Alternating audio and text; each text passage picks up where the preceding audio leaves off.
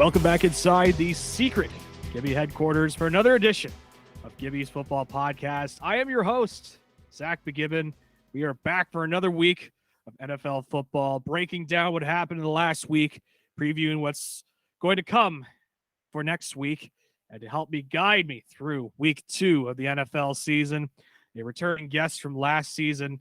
A little bit different for him in terms of our recording schedule. Usually we're recording in the morning, but now we're recording at 8:32 p.m. Eastern Standard Time. It is Mike Sarkissian. Mike, always good to chat with you, buddy. How are you doing today? It's doing great, bud. It's great to be back. Miss talking football with you. So, and I know it's hard to believe, but we are not the Kelsey brothers. Okay. Yes. So yeah, we both have beards. Before anyone thinks they're listening to New Heights, it's Gibby's Football Podcast. That's Just right. wanted to get that out there. That's right. Which one of us would be the Jason Kelsey and which one of us would be the Travis Kelsey? I don't care which one I am as long as I'm Jason. Okay, so it sounds like you want to be Jason Kelsey. Which, you know what? I think that's fair because you are a former offensive lineman. You got the beard. I think I got the beard. I think I got it down. Yeah. I mean, you know what? You look like a spitting image of Travis, and you're dating Taylor Swift. So, like, that's not you know bad. what? There are positives to that. There are some positives to that. I could probably get some free tickets to the Eras Tour, which is just dominating the global sphere right now. That sort of stuff, the Travis Kelsey, Taylor Swift dating thing, just happens to come out when a new show called Kelsey coming out on Amazon Prime just happened to be, coming out. I don't know, man. I feel like there's some. Is she going to make an appearance? That would be interesting on that. like the real question would be, so if it does come out that eventually Travis Kelsey and Taylor Swift are an item, they are a duo. What would she appear on first? Would she appear on New Heights first, or would she appear on the Kelsey show first?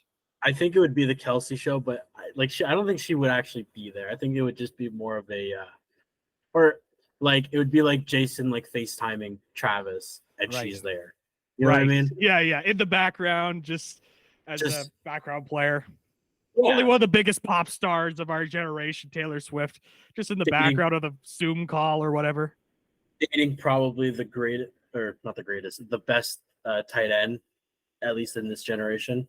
Definitely this era. Definitely of this era, I would argue. Some people will say Gronk, and I'm actually kind of surprised, since you are a Patriots fan, They're Gronk in there. They're 1A, 1B. 1A, 1B. I think that's Gronk fair. being 1A. I think Gronk. Well, there you go. I was waiting for that. With Gronk, I think he adds a little bit more of an element to his blocking and more complete. That's literally, I think when you ask anyone, is the only reason people put Gronk ahead of Kelsey, which is nothing against Kelsey. Like, sometimes I say that and people are like, oh, you don't like Kelsey? Like, no. Kelsey's a great player, Hall of Famer in my mind so far. Easily a Hall of Famer. But he's just more of like the Tony Gonzalez type tight end over the Gronk. Shannon Sharp and like he's not like a Jason Witten. He's not like a Gronk. He's not a what was the guy in Pittsburgh? Not Firemouth currently, but Heath Miller. Like Heath Miller. That's right. Yeah. Complete guys. So that's all. Heath Miller. That's a great name. I haven't thought about Heath Miller in a while. Throwback. I love it. Well, speaking of throwbacks, before we get into all that happened in week 2 and going into week 3, there are a couple of news items I want to talk about. And again, I feel like I have the perfect man here to help me go through these news items. You were talking about throwbacks earlier. Let's just get this topic out of the way. The Pro Football Hall of Fame announcing its nominees for this year. We're not going to go through every one of them. We're not going to go all through 173 nominees and analyze each and every single one of them to see what their Hall of Fame candidacy will be. But we will take a while. It might take quite a while, but we will look at the first year eligible players, I should say, and some notable names here. The ones that could sort of stick out, the big names for me, would be Julius Peppers and Antonio Gates of the 9 first-year eligible players that are available. Other first-year eligible players, Brandon Marshall, Jordy Nelson, running back Jamal Charles, offensive lineman TJ Lang, Josh Sitton and Max Unger, and defensive tackle Haloti Ngata are just some of the names that have made the ballot, at least this initial round of the nominees for the Hall of Fame. And so, the Hall of Fame, it's something that, you and I, we really like talking about it because it's a good way for us to kind of go back into as kids for us, as, we can look back at a Haloti Ngata and at Julius Peppers and reminisce about the great play that they made on the field.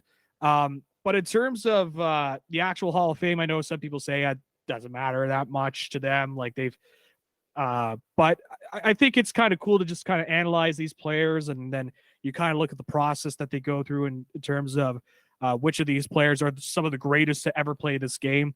Of that list of names that I kind of listed off there, Mike, is there any one of those that you think could be a first year Hall of Famer?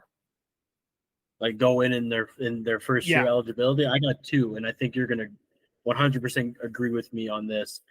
We kind of talked about it right before. Antonio Gates, just a Chargers legend, California legend. Didn't even play college football. Played basketball at Kent State.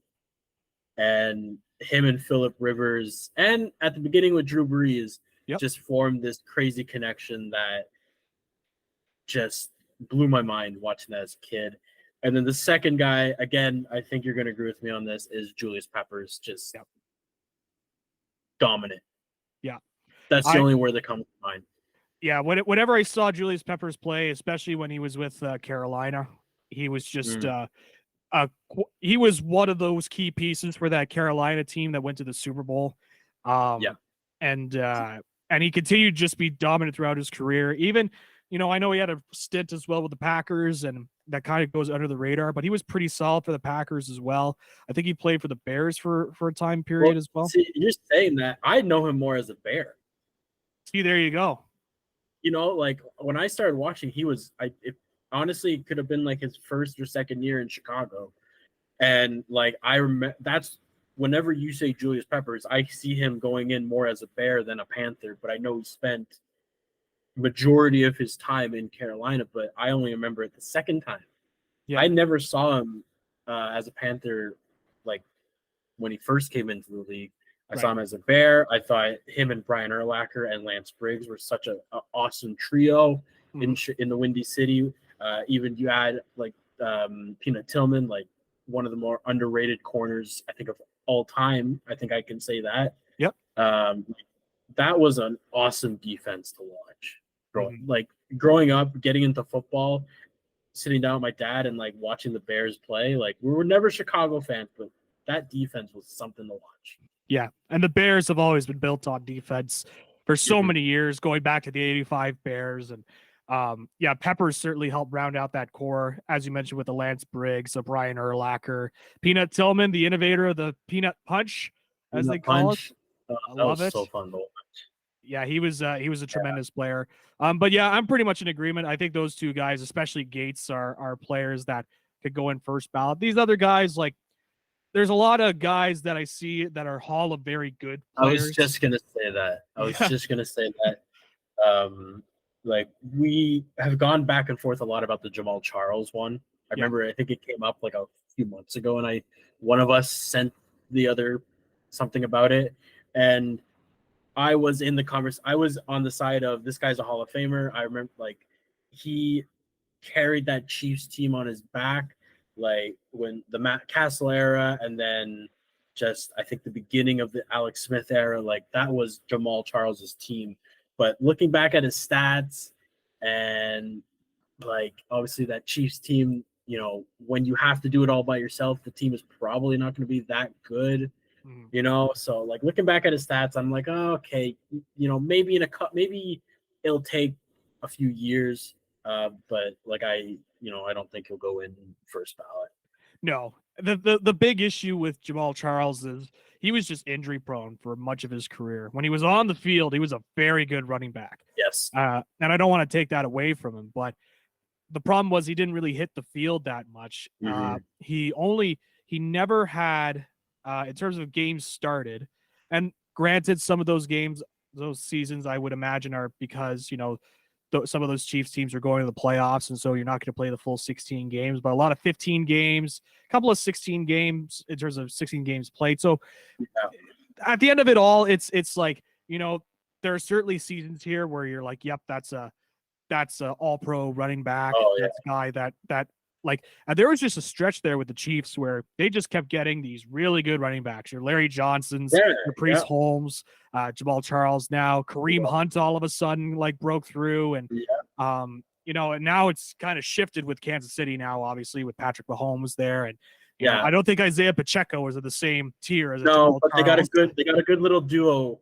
Literally good little duo with Clyde Edwards-Helaire and Isaiah Pacheco, and like Jared McKinnon also, can fill in from time to time. So exactly. Definitely the focus has shifted in Kansas City, but they were almost a running back factory for a while. Yeah, it just seemed like there'd be a new running back that would come in and it would just help carry this Chiefs squad. Really going back to the early 2000s. So I'm just saying, if you look back at that Chiefs O-line, especially from the early 2000s, like I think there were a couple Hall of Famers on that O-line. Yeah. Maybe a little past their prime at the time, but still damn good to make some pulls for these guys to run. And some of those early Chiefs teams as well, like I believe Dick Vermeil had come back to coach at that point, and I think so.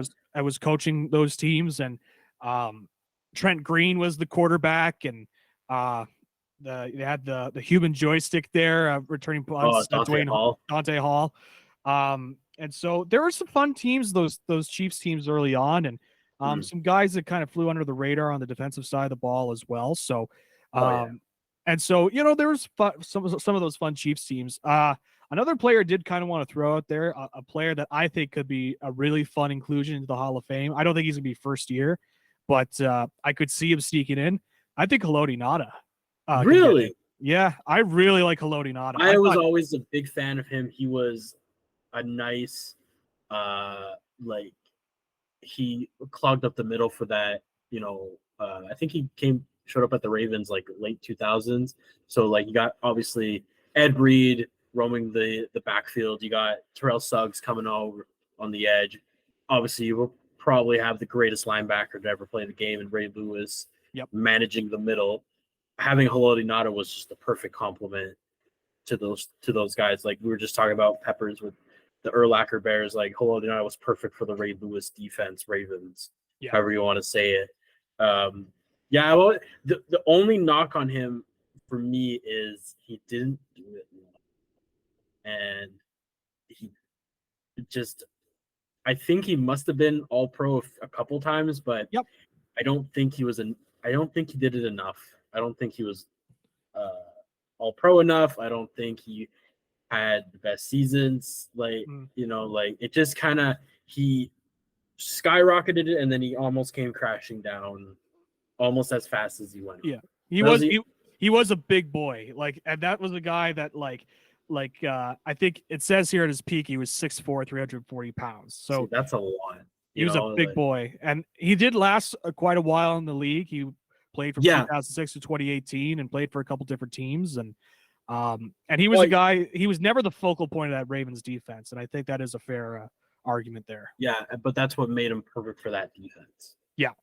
And the thing with Ngata too is that he was just an incredible run stuffer as a defensive tackle, nose tackle. Just, it's easier said than done. But if you get a good DB, a good linebacker, and a good defensive lineman, you got a good defense. Yep. I know it's easier said than done. You look at the 0-2 Tampa Bay Bucks.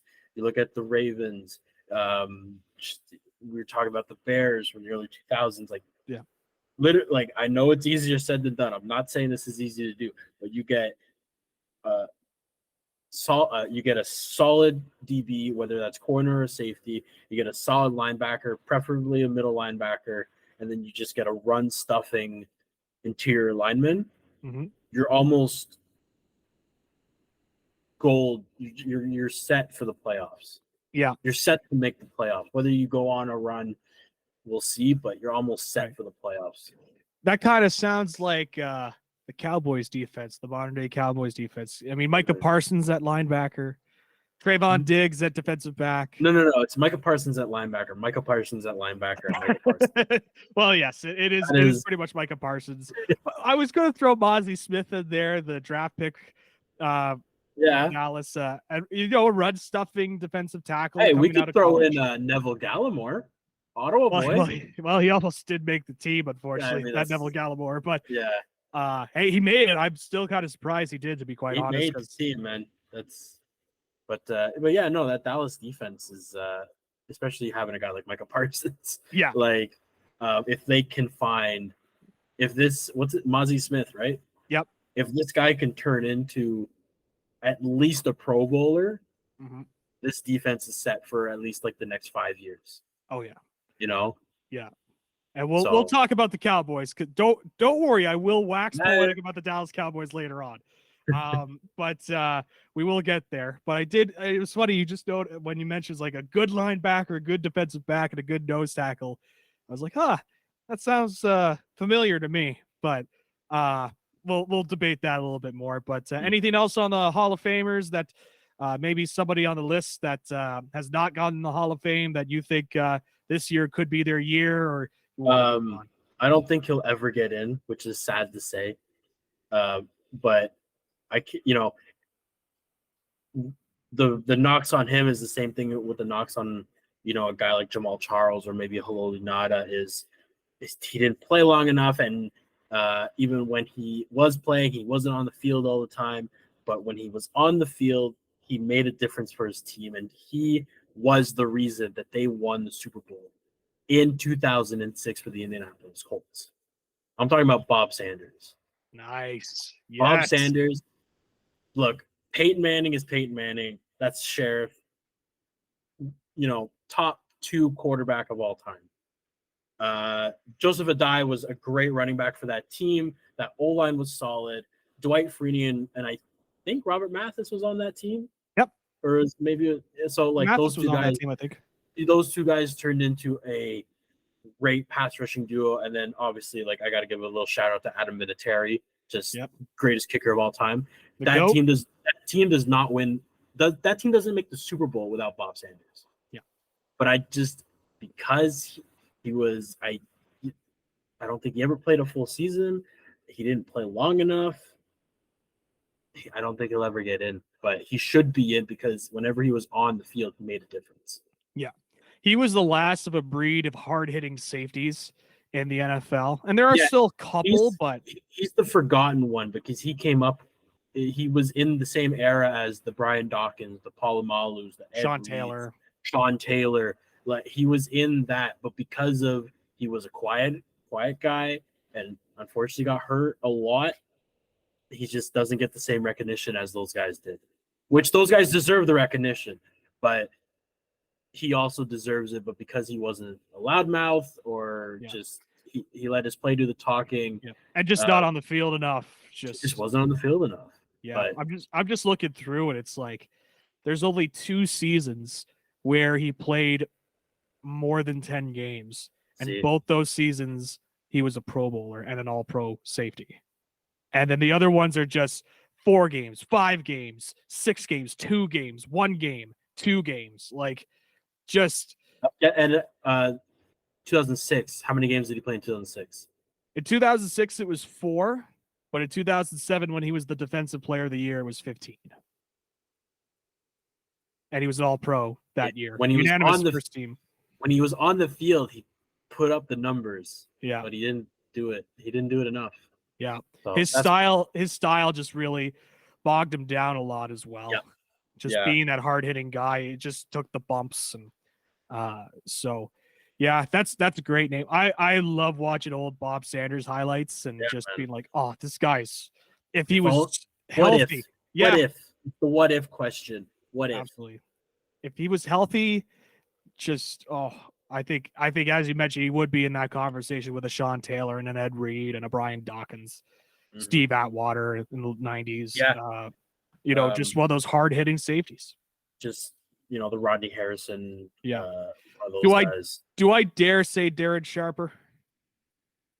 I mean, we're hard-hitting safety. Yes. hardest hitting safety in the league. Get him out of my face, though. Like, Yeah. I can do without ever seeing that guy. Yeah, not in the public sphere, but on the football field. Like, yeah, when he was on, especially in New Orleans. Yeah. Watch out when you were running a slant or running a post or running a corner across the field. Yeah. Oh. Every pass was a suicide pass. Oh yeah. With any of these guys. Any of these guys. Yeah. And a villain on the field and turns out also off the field as well. Yeah, it was not great. But another sorry, go ahead. No, I was gonna say, like, what guy would you love to see get in the Hall of Fame? I'm looking at some of the others. I would love to see Patrick Willis in the Hall of Fame. I know his career was short, but yeah, I mean, I see a pattern. Yeah, with who we want to be in the Hall of Fame, it's the guys that we kind of grew up with. Yeah, that unfortunately just didn't play long enough. Yeah, but it's kind of like a soft spot for us that we grew up with. Like, I remember watching Patrick Willis on that Niners defense. Like, so I get it. Yeah. Willis, like, he only played like 8 seasons and he retired young, but when he was on the field, he was an incredible linebacker. Mm-hmm. If he played a couple more seasons, he's first ballot in my mind. And just because he's a Dallas Cowboy, I think it's long overdue for Darren Woodson to be in the Hall of Fame. Okay. I don't know why I thought you were gonna say Tony Romo. Oh God, no. I'm not that much of a diehard Cowboys fan where I go unreasonable. We might have a little visitor. Oh, my cat has noticed the camera's on. Oh boy. So I would like. Oh my God. Oh, there you go. Oh, he's slipping. Yeah. I'd like everyone to meet Simba. Hi, Simba. This is my girlfriend's cat. Well, I guess my cat now. There you go. So he's a menace to society. Committed a lot of war crimes. But he's cute, so it's all good. So it makes up for it. Yeah. Yeah. Oh my God, I forgot the guy's name. Who did you just say? Darren Woodson. Yes, Darren Woodson, 100%. Another guy that is kind of in that. Oh, you're slipping. Okay, that's enough. Short appearance from Simba there. Another guy that is in the same category as like what we were just talking about with the Bob Sanders. It's just like I don't really remember Darren Woodson. I think that was just before.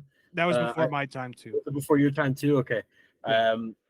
So like I just don't think he played long enough. If I'm thinking of the right guy. His peak was with the 90s Cowboys Super Bowl teams. Yeah. And he was like the go-to defensive back for quite a while. He was a Pro Bowler, first team All Pro, and a guy like that definitely deserves to be in the Hall of Fame. Especially got the rings to go with it. Yeah, he's a 3-time Super Bowl champion. He was on all those 3 Dallas Cowboys teams. He was a 4-time first team All Pro, a 5-time Pro Bowler, on the Cowboys Ring of Honor. So I guess the thing is that this sometimes happens with these dynasties where, your Patriots dynasties or your Packers dynasties in the 60s there, you don't want to overload players from that team. So like you have to get your usuals in, like your Troy Aikmans, your Emmitt Smiths, your Michael Irvins, playmaker. The playmaker. But then you're unfortunately going to omit some players that were also very good, but because they weren't in that same category as the other players, that they may take a while to get in. My favorite one, and like I'm not sure if I really told you this, but like I love like NFL history. Yep. Jerry Kramer, you just mentioned. The guy just got into the Hall of Fame, like I think within the last 5 or 6 years. Yeah, I think it was 2019 he got in. He was the only player at the time of, I think, the 75th anniversary or the whatever anniversary it was. He was the only player to make that team, the all NFL team, whatever you want to call it, that wasn't in the Hall of Fame. Yeah. Crazy. And he still didn't get in right away. Yeah. After that. You would think that the writers would have seen that and go, we probably should get Jerry Kramer in, because guys like Bart Starr, Vince Lombardi, oh my God, I forgot what were the running backs' name? Paul Hornung, Jim Taylor. Like all of those guys were like, we don't have a dynasty without that O-line, and especially without Jerry Kramer. Yeah. Jerry Kramer was like, I think the famous Lombardi play with that halfback sweep. He's the main guy behind that play. He's the main guy that Jim Taylor and Paul Hornung followed, and he is the guy, not to rub some salt in your wounds a little bit. He was the guy. He was the guy to lead the way for Bart Starr in the Ice Bowl. Yeah, I knew you were going to bring up the Ice Bowl. I just had to. I did. For a game that's so cold, you try and bring the heat on me with this Ice Bowl stuff. I got ice in my veins. Yeah. I say. There's two games that I could live without having to see again. It's the Ice Bowl and the Niners catch in '81 in the NFC Championship. The Dwight Clark catch. You mean the game that the 4-year-old Tom Brady was at? Yes, that's right. Oh, the amount of times I've had to watch the Dwight Clark catch and on repeat whenever they do a rivalry game. I can survive the helmet catch. You can survive that. That's all I'm going to say. That's true. Yeah, but that's multiple. Like, even when I was getting into the Cowboys, that Dwight Clark catch was still being shown on repeat. At least your David Tyree catch was more recent. I have to live with the David Tyree catch, the Mario Manningham catch on the sideline, and the Philly special. I have to live with the Philly special. Yeah, I have to live with all three of those. Well, I always tell people the Philly special was an illegal play. If you look at it, really, because Foles was in motion. It was an illegal motion by Foles. Oh, yeah, you're right. But there was a missed call. Oh, well. That also is me being petty because it's the Eagles and their divisional rival. Wow. I thought I was going to be the petty one here, but wow. But, right. it sucked to see the Eagles win. But nonetheless, that was a look at Hall of Fame talk. That Hall of Fame talk went a little longer than I expected, but I do enjoy talking football history with you. So. I do love football history. Yeah. So. It's great. And, NFL films, they always do a good job. I mean, I always joke that they're like propaganda pieces sometimes, but they're very entertaining propaganda pieces. They are. I get sucked in. There's been a few times when like I put it on and then I realize, it's 3 hours later. Yeah. Yeah. Like the most famous one for me is the Raiders one. Is like the autumn wind is a pirate. Oh man, I could watch those all day. Yeah, all day. So good. Yeah. So good. The other bit of news wanted to discuss, kind of bringing it back into the modern era and potentially what the future of football could be, at least in the spring. It was reported today by Axios that as it could be announced as soon as this week. So maybe when this podcast episode is out, they will have already announced it. But the XFL and the USFL might be merging to create, I guess, a super spring league of some sort, combining the teams. And they're hoping to get it done before the 2024 season. And, there's always been talk about spring football. Can it work? We've seen a couple of attempts over the past couple of years. I know that back in our CKDJ days, we were talking about Vince McMahon's XFL. And there was the Alliance of American Football. The Alliance of American Football, which was a interesting. It was a catastrophic failure.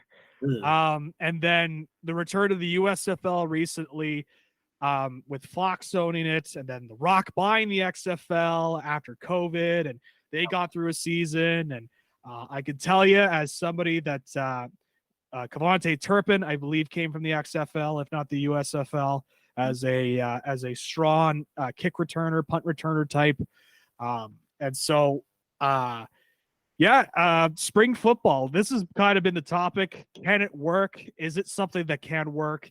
What do you make of the news there, Mike, in terms of the merger between these two leagues? And what do you expect in store? Could we see a 16-team spring league now? Could we see old USFL teams facing off against XFL teams? Like, could we be seeing the New Jersey Generals take on the Memphis Showboats? All I'll say is, and this was what first thing I thought of, this is the smartest thing these two leagues do. Yeah. The smartest thing. They'll have more than, enough, just more than enough money to make it through a season between The Rock and his company, and then obviously Fox owning the USFL. Like, this is the smartest thing that these two leagues can do. I don't know how they want to start. I don't know if they want to do like kind of what the AFL and the NFL did in like the late 60s, where it's just the two leagues do their own thing and then there's like a championship at the middle, or they just combine everything, throw everything together and just go have at her. All I want to see is do this for a few years, and then the CFL needs to get involved in this somehow. Really? I'm not saying I think the CFL can easily survive on its own, but I'm not sure if you, I mean, I know you probably read this. I don't know if you actually remember this, but obviously, I think around the late mid 90s, the CFL tried an expansion down south where they did have a team win the Grey Cup. The Baltimore Stallions did win the Grey Cup one year. But obviously, I think it barely lasted 5 seasons. There just wasn't enough attendance. Like I said, the CFL can easily survive on its own. They don't need The Rock. They don't need Fox. They don't need that. But I still think it could be a smart thing for the league to do, especially if this new league works. Whatever it's going to be called, whether they want to call it Dwayne The Rock Johnson's Football League. I don't know what they want to call it. USXFL. USXFL. Like, I don't know what it's going to be called, but give it like 4 years, 5 years, the CFL needs to sit down and think like, okay, I know we have a rich history, and maybe you do what I said, or like kind of like the AFL and the NFL did, where don't combine the leagues, but maybe have like a couple exhibition games, have a championship for like basically who's better, Canada or the States, something like that. But I just think like to grow the league more down south would probably be the smartest bet the CFL can do. So I look at it like this. So it's funny you kind of mentioned the CFL, because there were talks between the CFL and XFL last year that kind of fell through. And it's tough for me because if you're the CFL and you look at what's kind of going on, I would imagine you would also want to adapt your rules to the American rules. So your 4 downs, and you have your goal posts at the back of the end zone instead of in the end zone, and other stuff like that. And the rouge would probably go away. So there's a part of me that's an old elitist and believes in the Canadian rules game and that it can be popular and people enjoy it. And where I'm like, man, I don't want to see them get involved with the 2 startups that are only been around for a couple of years. And I think that, having said that, with the CFL, I do think they need to find ways to try and garner some attention and really try and showcase this Canadian brand.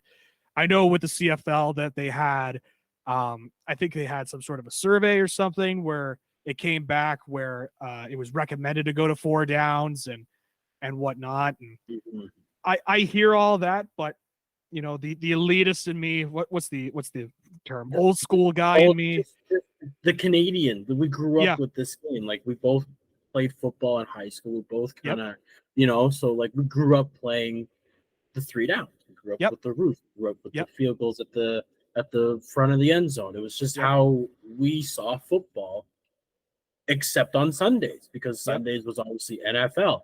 And like, I do agree with that. I do agree. I do like the CFL rules. It's different.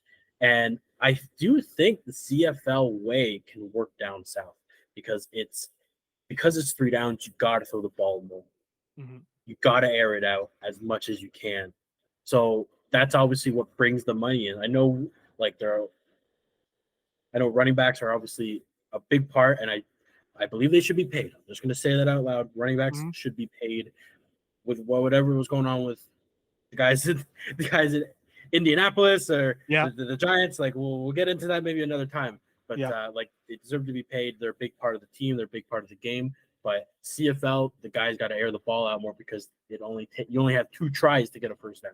Right. So that's obviously what people pay money for, is to see these long bombs, 50-yard bombs, 40-yard bombs. So the game could work down south. It's just that they're not used to it. They're used to what you see on Sundays. Yep. And that would go back to marketing as well. And so I would, if I'm the CFL, I'm leaning more towards avoiding all of this. and just kind of sticking with your tradition. And really, if you're the CFL, I'm looking at expansion. I'm looking at trying to get this Schooners stuff done and out of the way. It's taken way too long, and there's just been way too many road bumps to get the Atlantic Schooners in there. And I would also, try and find a way to get Quebec City a team, and maybe try and find some smaller cities that can host a CFL franchise, because I think there's a lot of potential in the CFL game. It's just there's just not enough teams in my mind. I'll say this expansion idea: Yellowknife, Yukon. I think that would be a really cool place. It certainly would be cool. It certainly would be cool. I just saw that. I think that would be really cool. Randy Ambrosi, if you're listening to this, do it. Oh my God. Yeah. I'm saying cool in the sense of it would be cold. It would be very cold. Yeah. Well, I mean, put a team in Iqaluit. That could work. Yeah, geez. The Northwest Territories football team. I don't know if that would work as well as you think it may work. But no, like other teams, like, again, Quebec City is in my mind, and again, Atlantic Schooners. I think Halifax is, they need to right get there. that done. They always sell tickets, and there is demand, and there's always just something that kind of comes up with the squad. Yeah. For years, it's just been a struggle. This has been going on since like the late 80s. Yeah, it's been so long. Like so I'm not holding my breath that they're going to get this resolved, but you kind of look at that and the potential for other places as well that could potentially host a CFL team. All that to say, like, kind of going back to the merger between the XFL and the USFL, I agree with you. This is a smart move. I think this was inevitable, to be quite honest. There was no way that you could get multiple spring football leagues to work. Yeah. And so I think it was best for both those leagues to come together and merge.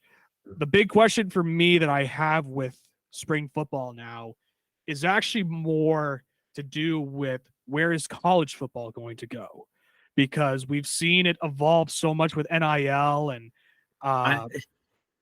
you don't have to worry about that. College football is its own monster, it's its own breed. It has no problem. Right. Like I honestly don't think it's even something to really question.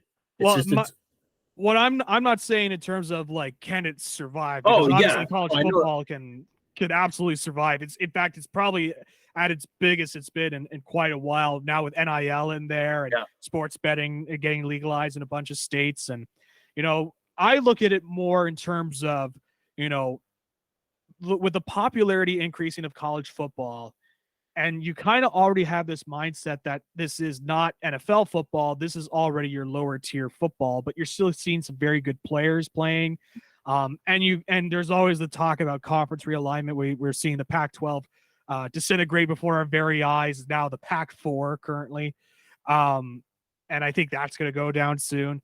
And there's always the talk about conference realignment, television deals, how much is just impacting all of these leagues and all these conferences, I should say. And could they eventually go to a system where they're not bound by the NCAA and they just kind of form their own super league? And like, it sounds far-fetched, but we didn't think the Pac-12 was going to explode in terms of not existing anymore. And you're seeing all these television contracts going out, and like, why would these leagues want to be beholden to NCAA when especially the one last thing of power that they had was NIL and handing out sanctions to teams? If I'm a university, why would I want to stick around under the NCAA rule and just be like, you know what, I'm just going to have my own little league, and you could have your SEC for sure would try and negotiate with the Big Ten and get a big league going. And I've seen the theory of you implement the soccer rules or football, European football, where you have relegation, where you have like your top tier league, and then a second tier league, a third tier league, a fourth tier league. Top 2, top 3 win, they go to the next round. The bottom 3, they go to the next league. That way you could share with the television money. That could be such an interesting format for American football. But that's all just a bunch of theoreticals. My point is on this is with the popularity of college football, at the time when I saw spring football coming in, I thought, you know what, there is a need. People want to see more football. And I thought early XFL stuff sort of showed it. But now with college football really rising in popularity and more people getting into it and getting on the bandwagon, I'll tell you this, whenever I do college football stuff, my views and listens go up when I talk about college football more than the NFL. So there's a demand there. There is. And so all that to say, has that demand now been filled? Like they get their extra football, they get to see the next top players, and you can integrate it with the NFL in terms of some of these guys going to that next level and playing, in the NFL. What is the point of a spring football league at this point? Now, obviously, we're both big football fans, and we'll watch all the football. Like we're going to embrace it. Like I will be there at like 4:00 on a Saturday afternoon to watch the Memphis Showboats play. You know what I mean? I will be that guy. Oh, yeah. I am that guy that's watching the Colorado versus Colorado State at 12 in the morning in a Pac-12 game just to see what's going to happen in this rivalry game. And it's 1:30 in the morning, and Travis Hunter is taking a massive hit, a late hit. That was dirty. You know what I mean? We're those kind of football fans. We're the sick, twisted football fans that's going to watch it whatever time and if there's a football in the air, we will be watching. But in terms of the actual casual audience, like, is there really a need for spring football at this point? That's the tough question, and unfortunately, the only way you'll find an answer about it is let's see. Yeah, that's unfortunately like, and it seems like The Rock is all in on this. Yeah, so he's willing to literally put his money, his name, or whatever on the line to see if this is going to work. Yep. So it's I can't give an answer, right? Because I could give my answer because yes, I will watch this. Like you just went down a rabbit hole just a little bit ago. We will be watching this, but for the casual fan, maybe is the best answer I could give you. Is maybe if it's on, they'll watch it, but they won't put it on themselves. Right. So it's a we'll wait and see. Right, and that's the only answer I could give you. The only franchise I could see really consistently following their team in the spring would be St. Louis and the St. Louis Battlehawks. Yeah. That's really the only one. Maybe Seattle, but because Seattle is football crazy there. But yeah. Otherwise, I look at it. I'm like, I'm starting to. I used to be one of those guys. Spring football, bring it in. Let's fill a void. I need some football in the spring. But now, and granted, college football is around the same time as the NFL.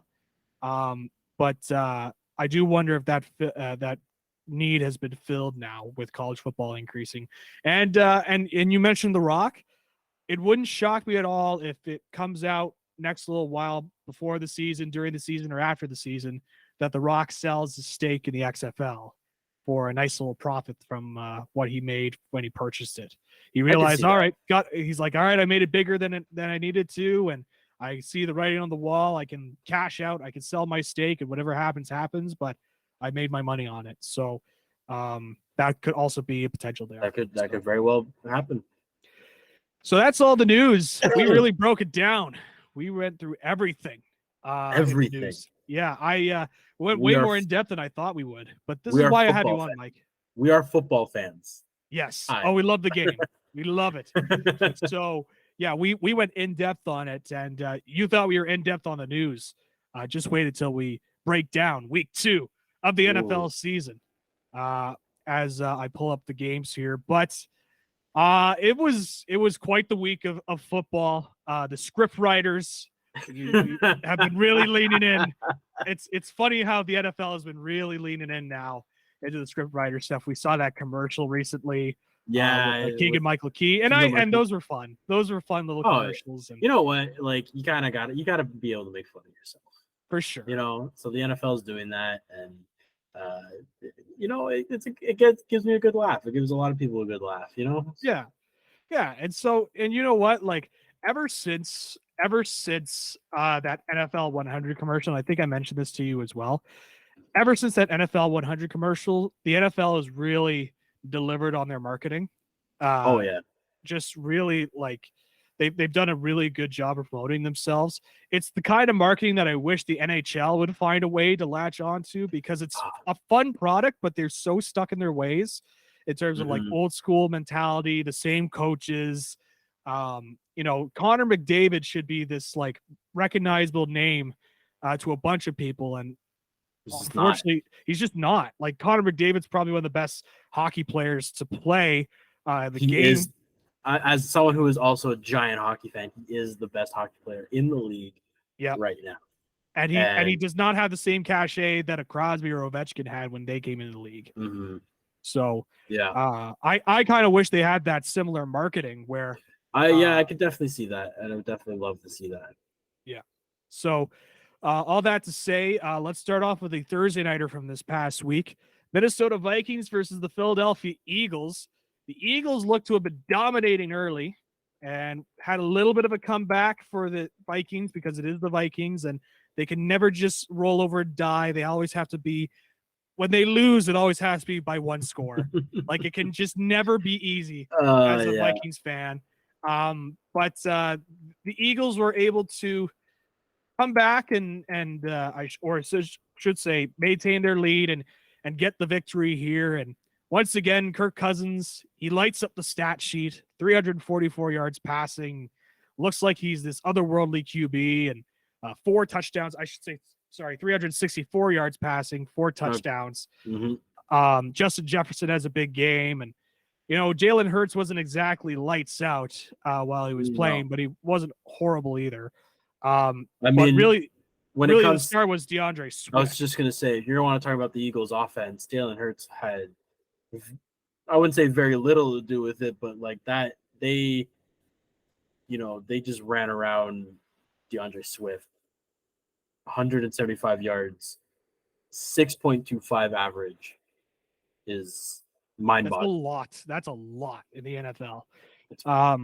It's quite a wild stat. And so the Vikings start off at 0-2 in a division that I feel like they should be winning with the way the Packers are. And I didn't buy into the Bears hype coming into this season. You could listen back to the audio on that. And the Lions were a team that I know you're a Patriots fan, but you love your Dan Campbell. You can run through a wall for him. Oh, run through a wall for that man. But and it seemed like things were off to a good start for the Lions week 1, but we'll talk about their week 2 game against Seattle. But this should be a division that Minnesota should be really running away with the talent that they have on offense and whatever, but just not able to put it together right now, Mike. Yeah. I don't see a change happening this season, but I think it might be time to move on from Kirk Cousins. I'm not saying he's a bad quarterback, because he's not. He's got the numbers. He really does. You know, you could look at the memes. You could look at all that. You could look at the fact that I think he only has 1 win in prime time. Fine. Okay. How many wins do you have in prime time? You know, like, you can't really hold that against the guy. But I just think they need someone else back there to get the ball, Justin Jefferson. They need a guy that can create time for himself. They need a Russell Wilson. They need a Jalen Hurts. They need a guy that can scramble out, roll out of the pocket, create time for himself to let Justin Jefferson get 50 yards downfield and hit him with a bomb. Yeah, the only issue I have with that, because I do agree with you. I think it's becoming clear that Kirk is that weird quarterback where he's good. He is a good quarterback. He's good. He's very good. He's a solid quarterback, but he's not that elite level quarterback that could really win you a Super Bowl, I think. No, it's starting to become more apparent. And I am hesitant to say that there are a couple other quarterbacks in that tier with Kirk Cousins. I will reluctantly say Dak Prescott is in that tier. But he's one of those quarterbacks where it's really tough to move on, because where is that quarterback out there that you mentioned that could fill in and replace Kirk Cousins and perform better? I got a finger up. Who is it? I mean, you just said his name.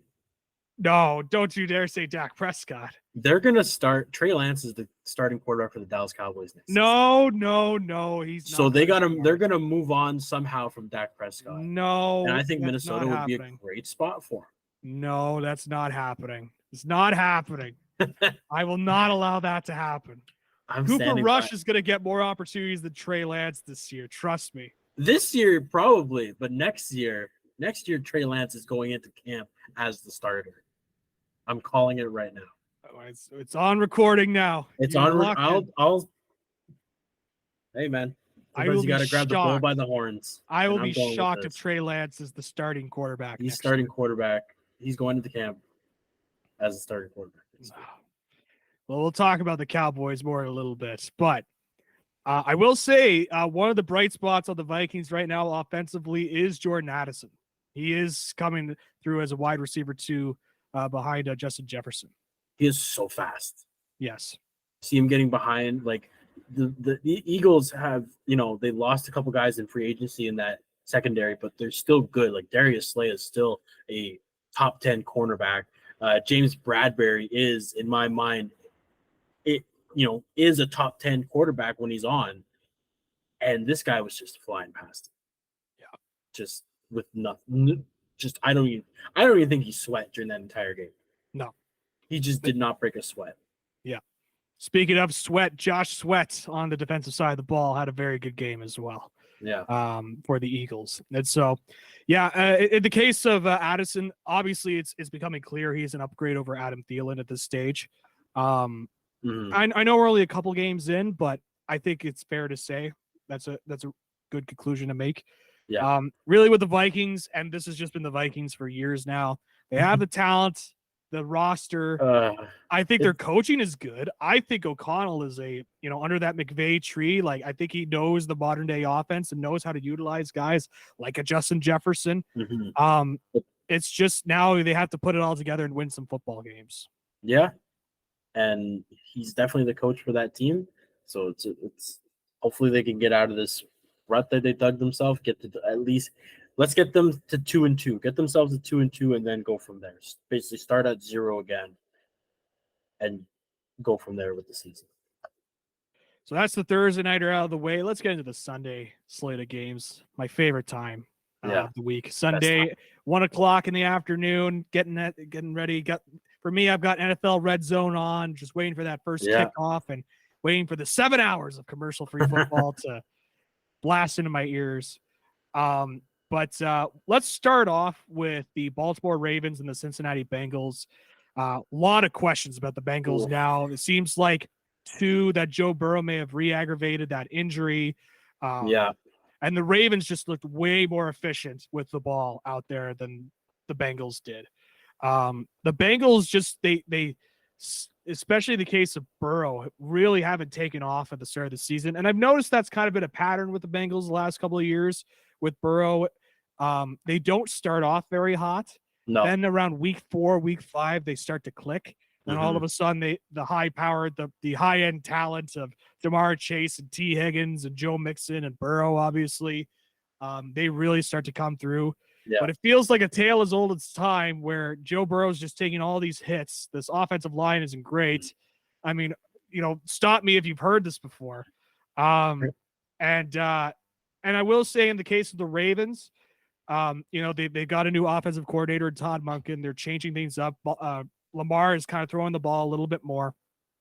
But it's and I didn't think they were lights out, but they played a much better game than the Bengals in this game than I thought. Obviously, they won, so they did play a much better game. But in terms of controlling the pace of play, being efficient with the ball, utilizing the time of possession, I thought the Ravens were pretty efficient. Yeah, I do agree. I know I've said my opinions about Lamar Jackson in the past. Yes, you have on this very program. I have said it multiple times on this very program. But he does seem like a different quarterback this year. Guy that is looking more to pass. I know it's only 2 games in, and then you can't really go off of 2 games, and I understand that. But it almost does seem like, they're going to utilize what he can do with his legs. Obviously, you'd be the dumbest coach in history not to utilize that as a weapon. but it does seem like they told him, like, look, sit back in the pocket for like 2 seconds. Just like give your a chance to your receivers. Like him and Zay Flowers are going to turn into a nice little duo. OBJ is really only there to have veteran leadership in my mind. I don't think they're gonna be lucky if he hits 700 yards receiving, Yeah, and he's hurt again too. And he's hurt again, so it's just like they'll be lucky if he gets 700 yards. Zay Flowers, I think, could hit 1,000 this year. He looks really good. I wasn't really sold on him because he does look a little small, and it was the same thing with Addison with the Vikings. Like I'm like, we'll see. And these guys are within 2 weeks have already proved me wrong. Yeah. Oh yeah. So. It's Flowers is really impressed. And coming out of Boston College, he was such a wild card receiver for me coming out of Boston College because you mentioned other guys like your Jordan Addisons, your Jackson Smith and Jigbas. Like I thought those two guys were better players. But Flowers had that big game ability, if that makes any sense. Like he could really take over when given the opportunity. And he's really fit into that offense. And I look at OBJ, as you mentioned, I see him more as like a wide receiver. Like his recent success was with LA when he wasn't the focal point of the offense. He wasn't the wide receiver one. It was Cooper Kupp that was the wide receiver one. And so OBJ was out there, and plus they had Robert. I think Robert Woods was on that squad. If not, it was Allen Robinson. But they had another receiver there that could at least get some touches, so that when OBJ had the ball, he could do some magic. He wasn't the focal point. This is not the same OBJ of New York Giants fame. No, and obviously the Ravens knew that they weren't going to get that. They paid him handsomely, but they did. We'll see. But, I think they more gave in to Lamar's demand than actually wanted to sign him to that. Let's get a contract. Let's get an injury-prone receiver for Lamar Jackson. That's what this team needs. Yes, you can hear the sarcasm in my voice. It's just, and obviously, if you're Lamar, you've also got Mark Andrews, a tight end who never gets the credit I find for being an excellent tight end. He's not exactly lighting it up this year, but he did get a touchdown this game. But he's the third best tight end in the league behind George Kittle and Travis Kelce. So the third best tight end in the league doesn't really get the spotlight that often. Right. That's just where he is right now. He's very good. Very good. I love how he plays the game. I think he's very complete, but he's the third best tight end in the league. So the third best. Some would argue he's number 2, only because Kittle is on the decline. But you say he's on the decline. I think he's gonna have a career year this year. We'll get to that later. That. Nice. I'll just a little tidbit for that. I love these teases that you do. I love these teases. I get excited. You throwing in the Trey Lance as the starting quarterback for the Dallas Cowboys, and George Kittle's gonna have a career year. Yeah. This is why we bring you on. You bring the teases. You get the people to still stay tuned because they're like, what is Mike going to say? What is Mike Sarkissian going to say? Yeah. And like, I remember last year, I think I hit on none of these, but I still like saying them. Yeah. You know what? Sometimes you got to shoot your shot. That's what I've learned. Sometimes you just got to shoot it. You miss 100% of the shots. You don't take Wayne Gretzky, Michael Scott. That's right. Exactly. So, all that to say, Ravens played much more efficiently. Some questions about the Bengals and where they're at, and obviously we'll keep an eye on Joe Burrow and what's going to come from him and that injury, re-aggravating it. But it's the Bengals are just in a weird spot right now. They just signed Burrow to that massive extension. I'm not exactly hitting the panic button yet, but I think if week 5, it's really showing that they're not hitting a stride. I think the seat of Zach Taylor starts to get a little bit hot. Not flaming inferno hot, but it's like when you turn on the oven and it's just about to you're just starting to heat up, you're just about to cook up some eggs and you just start heating up the oven. The other thing too with Joe Burrow is he didn't play in the preseason. So these 2 games are his preseason. Yeah. There's going to be rust, especially when he missed a bit of training camp due to his calf injury. Right. So like in my mind, after that, when he went down and he wasn't going to play in the preseason, I'm like, okay, let's see week 4 Joe Burrow. Let's see week 5 Joe Burrow. Week 4, week 5 Joe Burrow is what we're going to get for the season. Yeah. Week 1, 2, and 3 is the guy who is getting the rust off, trying to, obviously doesn't really get used to the offense or his team, but like it's still, you got to get that rust off in the offseason. Yep, for sure. So we'll see. We'll see when like you said, week 5. We'll see where they are by week 5. Yeah. Yeah, it's with that, let's move on to the Atlanta Falcons. Surprisingly beating the Green Bay Packers 25-24 thanks to a Yunwei Koo field goal and pushing them to a 25-24 victory. Jordan Love, I know him. Pretty good. Yeah, I know you know him. I know him. We all know him, all the football fans. He's looking pretty all right. He's looking all right. You know what? First 2 games as a starter, replacing Aaron Rodgers, I'll take it. Yeah. So far. It could be much, much worse. It could be so much worse. Especially with the weapons that he's been given. He doesn't have Christian Watson, who's out with injury. Aaron Jones was out of this game as well. Yeah. And so all he really has is Romeo Doubs and a couple other guys. Which they did a really good job. Atlanta, like AJ Terrell, shut him down. 2 catches for only 30 yards. Yes. So none of his receivers even went over 50 yards in this game. Right. So, but he did spread the ball around. He did, yes, because you kind of have to.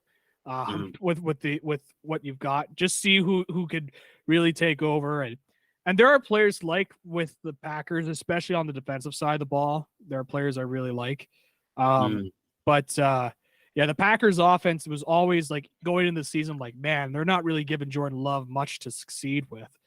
And so it is good to see that he is kind of taking the ball, and granted, again, it's the Bears and it's the Falcons. I'm not going to be ringing too many bells, but having also said that, I live by the motto that good teams beat the bad teams. And so, you know what? If you're beating the teams that aren't so great, I think you're doing all right. You know what? That's probably the only way you got to look at it.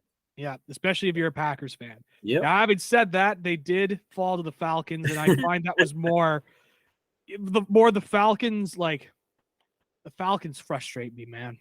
They really frustrate me because I'm not a Desmond Ridder guy. He just has not. I know it's his second season, but he really didn't show much for me in the first season, and I'm just Arthur Smith frustrates me in terms of his player utilization, and there was a time last week where I thought that they were not going to utilize Bijan Robinson, which would have been asinine to me.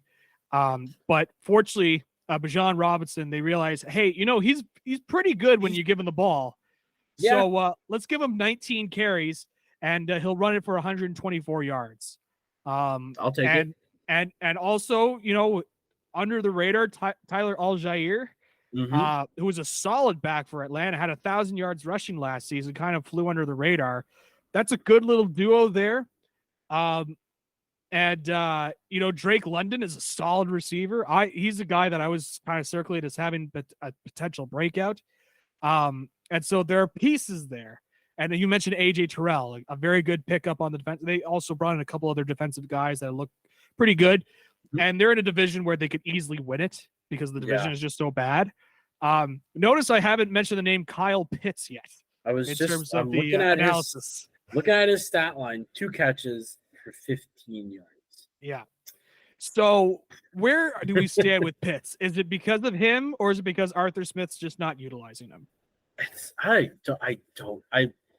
I right off the bat, I want to be like, it's because the coach is not using him, but it also does seem like he's not taking advantage of his opportunity.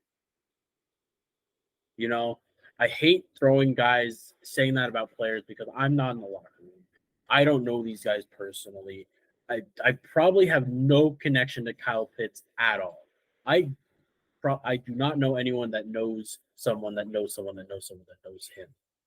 You know, I have no idea. I know nothing about this guy, but for some reason, and like I saw it a lot. I saw it a bit last year, where I felt he just didn't take advantage of the opportunities that he got. So it's almost like the coach is like, "You're not taking advantage. Why am I going to give you more opportunities?" Yeah. That's just my opinion. That's just what I'm seeing. Like I said, I don't know him. I'm not in the locker room, but that's just what I see on the field. Yeah, it's tough because it's like I still feel like they could utilize Pitts more and make him be more of a focal point, but you know, it's probably something I'm just going to be really mad about for the rest of the season. And I'll come on to this show. It's like, why aren't they using this guy and why aren't they using this? But at least I could say, you know what, they've realized compared to last week that, hey, you know, Bijan Robinson is pretty good. I saw him play at Texas. Like, that guy was an otherworldly running back. There's a reason why he was drafted so high in the first round as a running back at the modern day NFL, is because he could do things not only running the ball, but also catching the ball.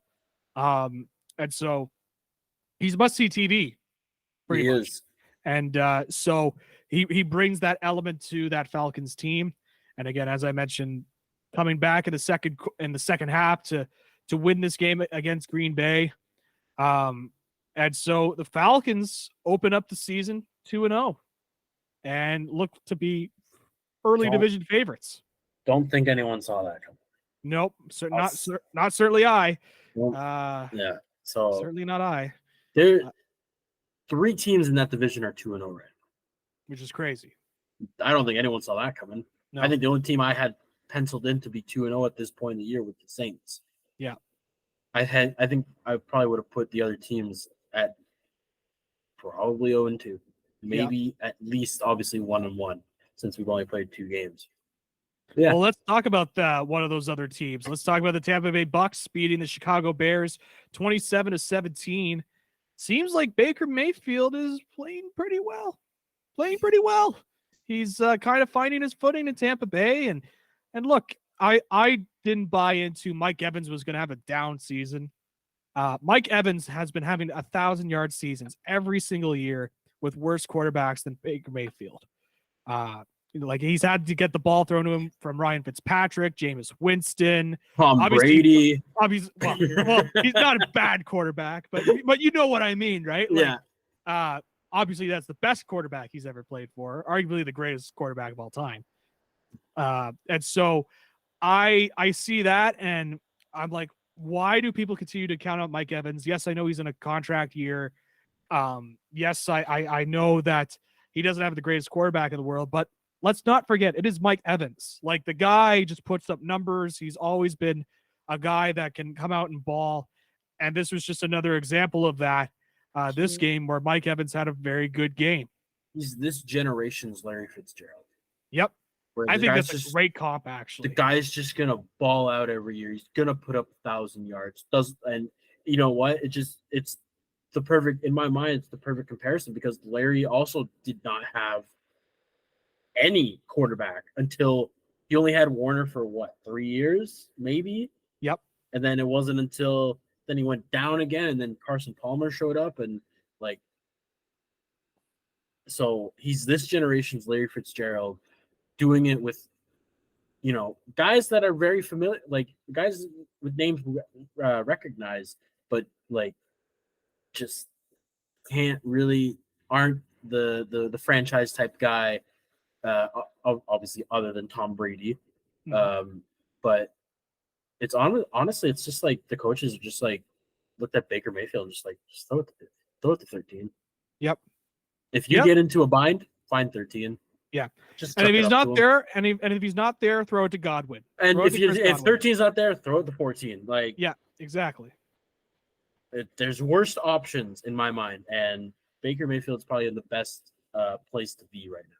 Yeah, and he's starting to thrive in Tampa Bay. Again, 2 weeks in, we want to try to avoid the overreactions. We don't want to be calling for heads, except for one team's head coach, which I will be calling for his head, and I will reveal it once we get to the game. But having said that, I look at Tampa Bay. They're doing way better than I thought they would at this point. But I do want to talk about the Bears. I want to talk about Justin Fields. Mhm. Overhyped going into the season. Can we admit? Like Yeah. way overhyped? Like I was on that hype train. you were on that hype train? I was. And so are you willing to admit faults on this podcast? I am. Yeah. You know, that's big of you. I appreciate you, being able to do that. It takes a lot to come onto this show and admit faults. And I'm not going to admit fault because I was one of those people that was not on the train of Justin Fields. I never, like, he ran for 1,000 yards, right? And so people were like, oh, this could be another dual threat, right? He could be somebody that like a Michael Vick. Yeah. Lamar Jackson. Mm-hmm. And you could argue, yes, in terms of arm talent, what we saw from him at Ohio State, that there was certainly arm talent there. But for whatever reason, his game time decisiveness, his decision-making has not gone to the NFL level at this stage of the season. There were a lot of times in this game where he had some good looks. There was one play, I forget which quarter, but they're in the Bucs 20. We're within the 20-yard line. And there's a guy that's wide open, hit him in stride. You're going to get into a touchdown. And Fields just takes it and runs up the middle. And I'm like, man, just like, that's just a lack of confidence. And yeah, I'm not on the Fields hype train because he has just not shown enough for me to really get confident in him. I think people sometimes get warped into with Fields that I think he's a very strong fantasy football quarterback where he could get a couple of yards over the air and get a touchdown. But boy, he could also get you those extra yards with his feet and get you some touchdowns. And so people get enticed with that. They say, oh, he gets me 20 points in fantasy football, because sure, he only threw for 100 yards and had a touchdown, but he also ran for 150 yards and had 2 touchdowns in there. And so it makes it seem like it's a bigger deal than what he actually is. And I think that was more because that offense was just lackluster in Chicago. And now it's technically better. They bring in DJ Moore, and DJ Moore had a solid game for DJ Moore. Mm-hmm. 104 yards receiving. He didn't get a touchdown, but he hauled in 6 catches on his 7 targets. So he did what he needed to do. Hey, our guy Chase Claypool got a touchdown, Canadian. Good for him. There's another case of somebody that's not utilizing his full talent, but not because of coaching or anything like that. Yeah. But I look at all that and I'm again, week 2, maybe all of a sudden he turns it around and he establishes a connection, and maybe I shouldn't overreact, but going into this season, like, I am not on the Justin Fields train. You go back in the audio into the previews, and I'm like, I am not on this guy. I am not confident in this guy to take it to the next level. Plus, it's also the Bears, and they just have a horrible history of quarterbacks. So when all I could think of is Jim McMahon and Jay Cutler and Rex Grossman, right? Like Jim Harbaugh, like all these quarterbacks that have played for. That's Chicago. Not a good history. No, it's not at all. I look at that and just does not inspire a lot of confidence with Chicago. And so, I just wanted to get that off my chest. I really did. Good for you. I was tired of hearing about it. Good for you. So let's go to a game that was quite exciting. Overtime thriller. The Seattle Seahawks beat the Detroit Lions 37-31. Quite the back and forth. Both quarterbacks were quarterbacks that I think going into the season, people thought that maybe one or the other or both would see a setback in Jared Goff and Geno Smith. Well, those two said, nuh-uh, we're going to play to our level. And both those guys, I thought, played a very good football game, except for one play for one guy at the end.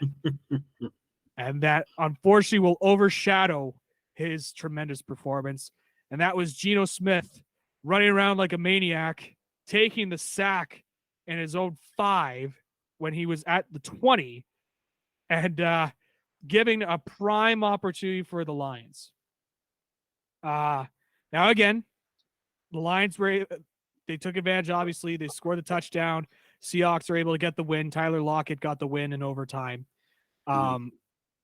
So it wasn't a perfect game for Geno, but he was able to get the win. Jared Goff has kind of surprised me a little bit in terms of how well he's been playing. He's been consistently good. Like I thought in the Kansas City game, like the stats may not show it, but he was a guy that was consistently making his passes, throwing it downfield, utilizing his weapons, and Amon-Ra St. Brown and Khalif Raymond and Greg Reynolds.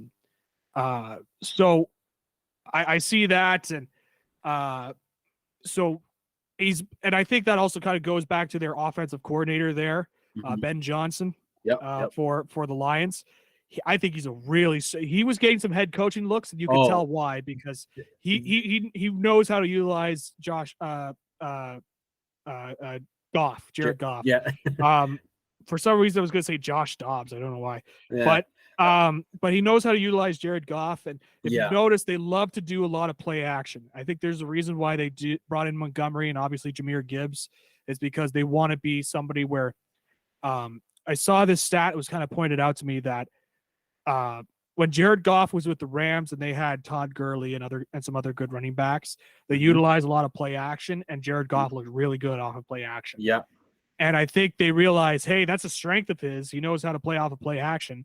And so let's bring in two running backs and Montgomery, who could get you some yards and be a consistent every down back.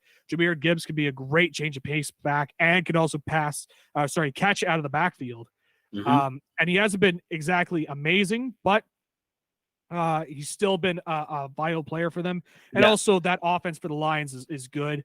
And they're utilizing Goff to his strengths, and obviously not able to get the victory here, but still I thought he put in a tremendous performance. You hit the nail on the head when it comes to Jared Goff. Just like they're finding Ben Johnson is just putting in the perfect offense for this guy to succeed. And then I'm surprised you didn't mention this guy. Amon-Ra St. Brown is turning into probably a top 5 receiver in the league.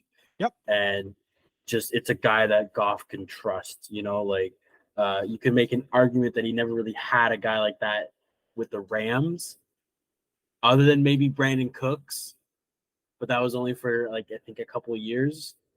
He never really had a guy in my mind. I can't think of any receiver that he had with the Rams. When did he have Kupp? Where did Kupp come in? Kupp came in. He wasn't Kupp yet. Right. Kupp really came in when he was with Stafford. Kupp became you saw flashes of it in Goff's last year, but then when Stafford came in, that's when Kupp became Kupp. Yeah. You saw flashes of it during Goff's last 2 seasons, and you're like, oh, this guy could be good, but maybe nothing more than a slot receiver. Right. And then Stafford just that offense just blew it out of the water. So Amon-Ra St. Brown just gives a nice security blanket for Jared Goff that just this guy's gonna have a good season. Ben Johnson, like you were saying before, the Lions are really lucky that this guy did not accept any offers. I don't even think he went on any interviews because he knows that Detroit has something special right now. Yeah, and obviously Dan Campbell, everybody loves that man. The fact that he's drinking 2 venti coffees with 2 espresso shots in each, that man is a psychopath. No wonder he has so much energy, having all those espresso shots in him. But looking at the Seahawks were a team that some had pegged to take a step back this year, mainly because of Geno. And I understood why at that time. It's could you see Geno take that step back? There's, game tape on him. Would he be figured out? I could understand that argument. There was some things, though, with the Seahawks where I thought they had gotten better. I love that they picked up Jackson Smith and Jigba to really complement DK and Lockett, because those 2 guys are great on the outside. And Smith and Jigba is a guy who can really play the slot well. And we saw that at Ohio State, where he was just a tremendous slot receiver that could change the pace of the game. And so I love that pickup for Seattle when they were able to have him when he made that slide down the draft. Mm-hmm. But again, Tyler Lockett was able to get the victory here. And again, I should mention Kenneth Walker III is on this team. Was definitely in consideration at one point to be the offensive rookie of the year. There were some concerns of him being able to maintain his pace because they brought in Zach Charbonnet. Mm-hmm. But he's got 2 touchdowns this game. Didn't exactly light it up in terms of yardage. Yeah. But he did, when he was given the ball, he was told, hey, we need you to score at the goal line. He was able to get those points. And I still believe he's a strong starting running back in this league that could get you some points on the board. Absolutely. Yeah. Like, I got nothing really else to say about him. So with that, let's move on. Sorry about that. Let's just get this game out of the way. Oh, no, it's all good. I didn't even notice anything. One was more Anthony Richardson is injured. We don't know how long he's going to be gone. He had that concussion. It seemed like he was going to really light it up this game. And he already had the 2 rushing touchdowns. And then he suffered the concussion. He really took a shot to the head as he was going down, left for the rest of the game. As of this recording, we don't know how long or if Richardson was going to be out long term at this point. But I'll tell you what, I was somebody that was on the Anthony, I was just kind of crapping on the Justin Fields stuff, being on the hype train. I was on the complete opposite end of the spectrum. I was on the hype train for Anthony Richardson. I thought that guy was just like, I know he was very raw, and I know that, he didn't have many games starting at Florida, but I thought that guy was just way too talented of an athlete to not be at least good. And he seemed like a guy that was willing to learn the playbook. And get better. And the first couple of weeks, I thought he was playing better than I thought he would at this stage of his NFL career. Yeah. But obviously he gets injured. Gardner Minshew comes in, and he's a guy I find incredibly underrated. He's a guy who could fill in and win you games. Like, to me, he's a starter on other teams. I just never really understood why Minshew, because and I guess it's because of the physical traits that he has, because he's not elite arm talent or elite, athlete or elite this. Yeah. He's a lot of good and to serviceable. So, but I think it was a smart move to bring in a Gardner Minshew in case things didn't go right with Anthony Richardson. And obviously he was able to get a touchdown out of it. On the other side of the ball, CJ Stroud just lit it up stat-wise. 384 yards passing, 2 touchdowns. There were some questions on maybe if Tank Dell, there was some Tank Dell supporters out there seeing if he could take that next step. Nico Collins had a big game for 7 catches, 146 yards and a touchdown. Robert Woods is on this team. So with the Texans still, I think they've got some good young pieces, but this is still a team that's growing and still needs some work done. Yeah. I think I always felt that CJ Stroud was the best quarterback in the draft. Coming out of the draft. Mm-hmm. I really thought he was still going to go number 1 to Carolina. I guess Chicago at the time, but then obviously Carolina. So you just got to, the one thing is, and I told this to my dad, who's also obviously a big football fan as well, who I get it from. Watching CJ Stroud play has reminded me a lot of the David Carr Texans, where this guy gets the ball, looks up, and he has to run for his life. Yeah. And the Texans need to see that, like, okay, we got a younger receiving core, we got 2 solid running backs and Dameon Pierce and Devin Singletary. Got to start putting money into this O-line. Like, literally, don't sign any other position. Don't sign any other big names at any other positions. The defense is solid, still needs some work, but that O-line, you need to put money into that O-line. Draft, free agency, trades. You need to protect your quarterback. So that's what they need to do from here on out, is just, you got to throw money at offensive lineman, whoever is a free agent. Draft whenever it comes to picking up players, just focus on the O-line. Don't focus on any other positions right now. Yeah.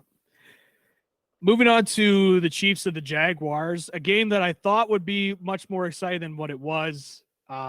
Jaguars really didn't get going here.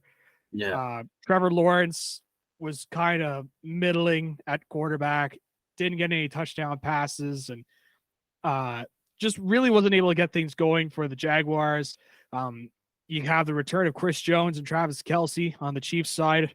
Yeah. Kelce from a knee injury and Jones from a contract dispute. And both were you could tell were big producers for the Chiefs and were sorely needed in terms of their return to the lineup. But it wasn't exactly a shootout like I think some were hoping it would be. It wasn't a back and forth where it's like, Mahomes is throwing to Kelce and Lawrence is throwing to Christian Kirk or Calvin Ridley. So this ended up being a not so exciting game. Yeah, but the Chiefs were able to get back on track. Yeah, I'll be honest, I actually kind of forgot about this game because it just wasn't anything. It was just there. It was just a 1:00 game. Two teams played. I couldn't tell you who played in this game, So, all I could say is Kadarius Toney caught a pass. He caught 5 passes in this game. That's literally the only highlight I noticed from this game. We can confirm that he does not have bricks for hands. He can catch a football. He can. And I thought it was bold of him, by the way, to be trying to troll Giants fans after that Cowboys blowout when he pulled in that performance on Thursday Night Football last week. Yeah. He didn't make up for it. He only put up 5 catches for 35 yards. If you're going to do something like that, you got to put up 100 yards. Yeah, exactly. So, and or at least 80 yards at a TD or something. Something. But, yeah. This guy is walking around thinking he's top 5 wide receiver, where this guy would barely be a number 3 on some teams. Yeah. So another game we'll quickly go over. The Bills just dominating the Las Vegas Raiders, 38-10. Nothing much else I can really take away from it. It was a blowout. People, you can't say much about a blowout because there's nothing much to say. It's the Bills dominated the Raiders. Yep. It's that's just how it is. Allen looked good. He had the not so great game Monday night the week before, and I think a lot of people were pushing the panic button way too early with the Bills. And so the Bills, they go into Las Vegas, they get the victory, at home they face off against Las Vegas, they get the victory. Matt Milano, one of the big defensive stars for Buffalo, he had an interception this game. I'm also liking how Dalton Kincaid is fitting into this offense. He was a guy that I think was a great selection for Buffalo, and a great addition for them. He's somebody that whenever I see him, he's very good on his routes, makes the plays. They're still going to rely on Dawson Knox for the time being, but I think you're going to slowly see more of Dalton Kincaid and him being utilized in the offense. Oh, absolutely. This great pickup in the draft. Probably the best pick in the draft. Yeah. For where they got him, and for what the comparisons to Kelce as well coming out. It's like, why not get our own Travis Kelce, right? Receiving tight end. You know what? Yeah, Dawson Knox is a great tight end, and I think people might have been a little shocked in the moment, but then the next day, people probably woke up and going, you know what? That was probably the smartest pick they could have done at that place in the draft. So right now it's paying off. Let's talk about the Titans and the Chargers. I'm going to say it. I still don't know why Brandon Staley is here. I don't know why he's still the head coach of the Chargers. This Chargers team is now 0-2. They somehow lost to the Titans. And this Chargers team, again, much like the Vikings, on paper, you look at the talent that's on their roster. Justin Herbert's one of the best quarterbacks in the league. And, Eckler, I know Eckler is gone and for the time being. And so they weren't fully loaded at running back, but you still have weapons there. Keenan Allen had a big game, 2 touchdowns, 111 yards receiving. Mike Williams. You bring in Quentin Johnson as well. And he puts in a staggering 1 catch and 7 yards receiving, Quentin Johnston. I look at this, but the Titans were able to just come through, and it's like statistically the Chargers did all the things right, and the Titans were just able to find a way. Yeah, the Titans are going to turn into like the Cardiac Kids type of team where it's just going to be ground and pound right to the end, and like you just don't know how this game's going to go. I know Cardiac Kids are more like come back from behind type of thing, but this team is just going to grind away at the other team's defense and just grind and keep just putting pressure until something pops. Yeah. That is going to be this Titans offense. And that's what they, Derrick Henry's still a good player. Some people are saying he's going to fall off this year. I was hearing some people say that. Guy had how many running backs get the ball 25 times in a game? It's very rarely in the modern NFL. Unheard of in today's game. 80 yards and a touchdown. Okay, so like the average yards doesn't look that good. It's only 3.5, barely 3.5 yards per carry, but 25 carries. Yep. And that's just grinding away at that Chargers defense, just putting pressure, grinding away. Tannehill had a solid game, 20 for 24, 246 yards and a touchdown. But it's the Derrick Henry getting the ball 25 times and just grinding away at that defense. Yep. I will give a shout out to Tyjae Spears, who is clearly being groomed as the replacement for Derrick Henry when that happens, similar to what happened in Minnesota, funny enough, with Dalvin Cook and Madison taking over. Now, that one has not worked out as well as they were hoping for with Alexander Madison. It's only 2 games. Again, only 2 games. So I shouldn't say much, but it's kind of the same strategy they're trying to do with Tyjae Spears. And I will tell you what, Tyjae Spears and the times I've seen him play filling in, he's looked more impressive than I would have thought of Alexander Madison when he filled in for Dalvin Cook. I will say that. Oh, yeah. Okay. Again, 2 weeks. 2 weeks. 2 weeks. Yeah. So maybe he falls off a cliff, but that's how I kind of view it. But I think Staley has to go at this point. It wouldn't shock me soon if Kellen Moore ends up being the head coach all of a sudden. But the Chargers just continue to just be a frustrating team to watch, and able to force overtime and get the last second. The Chargers able to force overtime, but the Titans were able to get the victory, get the field goal of their own, and just frustrating. That's all you need, eh? Yeah, sometimes that's all you need in the NFL. Let's go to a game where I thought it was going to go one way, then it went completely the other way. And the Giants and the Cardinals, where it seemed like I was looking, I was like, oh, the Giants are much worse than we thought. The Giants are an awful team. And for a Cowboy fan to almost like, I hear sorrow in your voice saying that about the Giants. Oh, I looked at that first half and I was like, oh, this is great. This is awesome. But then the Giants realized, hey, we're the New York Giants and they're the Arizona Cardinals. Yeah. And all of a sudden they just put in this comeback, battled their way through. And I had turned away. I thought it was going to be 20-0 and the Giants were not going to put up any points. Then all of a sudden I turned my head again and all of a sudden it's a 31-28 victory for the Giants. What happened here? How did the Giants come back? It's just, you said it, Cardinals suck. And you know what I realized? And it was even, I don't remember who they played. Do you remember who Arizona played week 1? Why am I trying to play? Washington. That's Washington, yeah. These are still NFL players. These are still good athletes that can run around me, run through me. I have no chance to stop any of these guys. Okay? So I've realized that even if you put two bad teams against each other, it's still going to turn out to be a pretty good game. Yeah. You look at week 1 with the Washington Commanders. That game surprised me a lot. I actually thought Cardinals were going to win that game. I thought Josh Dobbs was going to have a little comeback.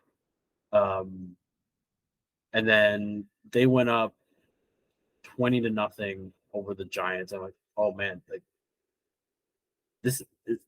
are the Cardinals instead of being 1-16, they're going to be 2-15? Like, is this the Cardinals team that we're actually going to get?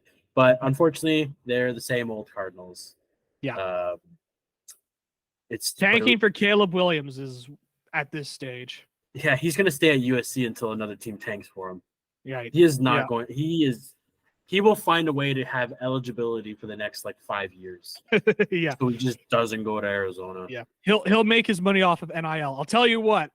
When I was in New York, New Jersey, to go see the Cowboys and Giants the week earlier, I will say, a lot of Caleb Williams advertising in the States.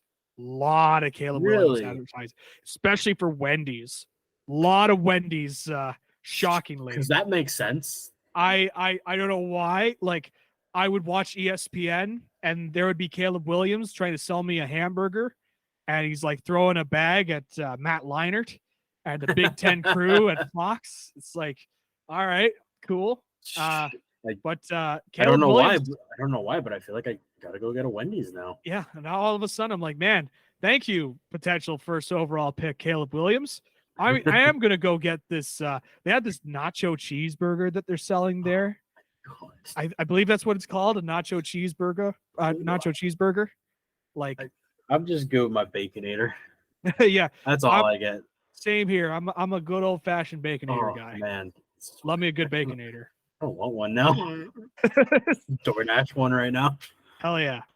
Oh man. Wendy's sponsor this football podcast, and I will eat a Baconator live on the air. Oh, absolutely. I will join you in that. I'm going to try and find this. Here it is. The loaded nacho cheeseburger with queso fries. That's what they were selling. I feel my heart stopping just as you read that. My arteries are clogging as we speak just by reading that.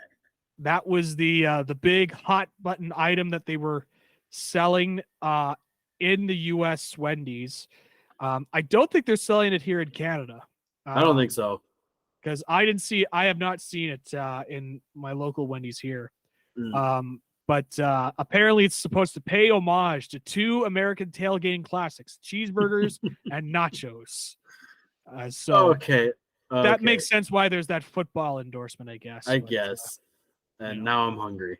So the cheeseburger features, I'm going to make you more hungry here. The cheeseburger features Wendy's famous square beef patty topped with melty cheese, roasted poblano queso, spicy corn, and tortilla chips, lettuce, and tomato. It's all finished off with a spicy chipotle sauce and a jalapeno cheddar bun. It's poblano, by the way. Poblano, yeah. I'm not kidding. Is it really? I don't know. Oh, Jesus. Poblano. Queso. I know it's queso. It's queso, and I'm hungry, and yeah. That's all I'm going to say on that. Yeah. There's also a chicken sandwich version of it if you wanted one. So. Oh my God. What is wrong with the people? What is wrong with you? I think you and I are going to have to make a trip over the border and get ourselves a loaded nacho cheeseburger and see how it is. I guess I got no choice now. All right, road trip. Yeah, road trip. Here we go. We're gonna somehow end up at a random NFL game in the middle of it all too. But I mean, that's how it goes. That's of course. But yeah, this Cardinals Giants game, the Giants came back. Daniel Jones put in a solid performance, 321 yards passing, 2 touchdowns, did throw an interception. But James Conner, a guy who is having a nice little career renaissance in Arizona as well. Mm-hmm. He's under the radar, having good performances and 23 carries, 106 yards rushing for a touchdown. So good for him. He's a guy that I'm rooting for. Just based on he's just a solid player. He's just, in my mind, he's just one of those guys you can't hate. You know, exactly. All he does, he puts his helmet on, he goes to work. You got to respect that. I want to talk about this game now, Mr. Mike Sarkissian. I want to talk about the Cowboys and the Jets. Oh, of course you do. Of course I do. Hey, we're getting in the 4:00 games here, and This was tremendous, Mike. This was tremendous. Now I know what you're going to say, Mike. Oh, but the Cowboys, when they go in the red zone, they didn't get a lot of touchdowns. They really kicked a lot of field goals, and they weren't able to finish off drives. And sure, that could be a problem. Sure, that could be a problem. You're milking this. Trust me, man. I don't get this a lot, man. I really don't. This defense, man, looks awesome. This looks like an awesome defense. This might be the best defense I've ever seen from the Cowboys in my time watching them. And that's including 2000. So that's from 2004, 2005. This may be the best defense I've ever seen the Cowboys put on the field. Again, 2 weeks, but they are not only just winning these games, they are dominating these games. Yeah. I'll just, 2 weeks, but 2 words. Micah Parsons. Yeah, he's best awesome. Defensive player in the league. I am very close to going into the shopping cart and getting a Micah Parsons jersey. He's going to run away with the defensive player of the year. Yes. I know he set his goal. He's fighting hard to win defensive player of the year this year. And he also kind of wants to win MVP, which I believe the last defensive player was Lawrence Taylor to win MVP. Yeah. So, Parsons was great. Just obliterating Zach Wilson. I will say, in the case of Zach Wilson, one of the better games he played, which is not saying much because he didn't play a lot of great games, but there were some passes that he made, like there was that Garrett Wilson touchdown throw that he made, where it's like that's a solid throw, that's an NFL throw. Yeah. And yes, it's Garrett Wilson. He's going to take that ball, and the yak is going to be incredible. The yards after the catch. Yeah. But all of a sudden with Aaron Rodgers now there, everyone's like, oh, it's the Jets. Like who cares about the Jets? All of a sudden, this great defense that everybody was talking about, it just randomly disappears because Aaron Rodgers, for some reason, impacts the Jets' ability on defense. I don't know why. That's how it works. That happens. But you didn't know that? That's how it works. Apparently, that's how it works. I will say, I felt like Sauce Gardner was getting a lot of unfair criticism because CeeDee Lamb put in a very good performance. Yeah. But Sauce wasn't on CeeDee Lamb. It was a lot of that was Reed. And Reed really blew up a lot of plays. I don't understand why Sauce isn't utilized more as the prime, like your Darrelle Revis. You put him on to the wide receiver 1. I understand that they probably have some formations and there's a reason why Sauce is covering certain guys as opposed to others, but maybe this is just football fan me, but I feel like you want your best defensive back against the best wide receiver that you feel is going to shut it down. And so there was some unfair criticism on Sauce in terms of, because I didn't watch it thinking, man, we're really lighting up Sauce. I was watching like, I'm surprised they're not lining up Sauce against CD because he's just killing the Jets. You know what? Like, and Sauce kind of made a comment about it, like after the game, like he's basically said, like, I want to be across the number 1 receiver. Yep. At all times, and if he's up for it, let's see it, man. Richard Sherman was, is a guy that people, some people put him in the conversation as at the time top 5 corner. Some people don't, because the argument was he never followed the best receiver. So the times that Seattle would play top receivers, they would just line them up against the other corner and they would still go out and ball out. But obviously you couldn't do that against teams like the Jets at the time with Darrelle Revis, or, I always look at a guy like Aeneas Williams when he was with the Cardinals or with the Rams back in the early 2000s. If Sauce is willing and ready to follow guys like CeeDee Lamb, Jamar Chase, just the best wide receivers in the league, if he's willing to follow them, I'd say let him. Yep. Let him. Reed is a solid number 2 corner. He's not good enough to go up against guys like CeeDee Lamb and Jamar Chase. So let Sauce follow them. Yep. I agree. I was watching it and I was like, I'm shocked they're not utilizing Sauce. But hey, like as a Cowboys fan, like just exploit it, right? Like who cares? Oh yeah, I was gonna say you'll probably feel like I don't want to say anything, but like does anyone else see that Sauce is not with CD right now? Right. That's exactly what I was looking like. It's like hopefully nobody points it out. That'd be great. I'm really enjoying CD just catching the ball every which way and then how. But Dak Prescott as well. He had a comeback game from last week. Dak, he didn't have to do too much last week. I could tell you that from somebody that was there at that game in person. I was like, Dak didn't really do too much. And again, I do have a concern with how that offense operates in the red zone. They love targeting their tight ends. They love throwing to a Schoonmaker or a Peyton Hendershot or a Jake Ferguson. They love throwing to their tight ends in the red zone. And I would like to see them have some more variety. But I'll tell you what, Tony Pollard, I thought when he had the ball, he had some explosive runs. Rico Dowdle was somebody who really showed a lot of explosion, to the point where I think he played so well that saw Ronald Jones was cut from the Cowboys roster. He was coming off a suspension.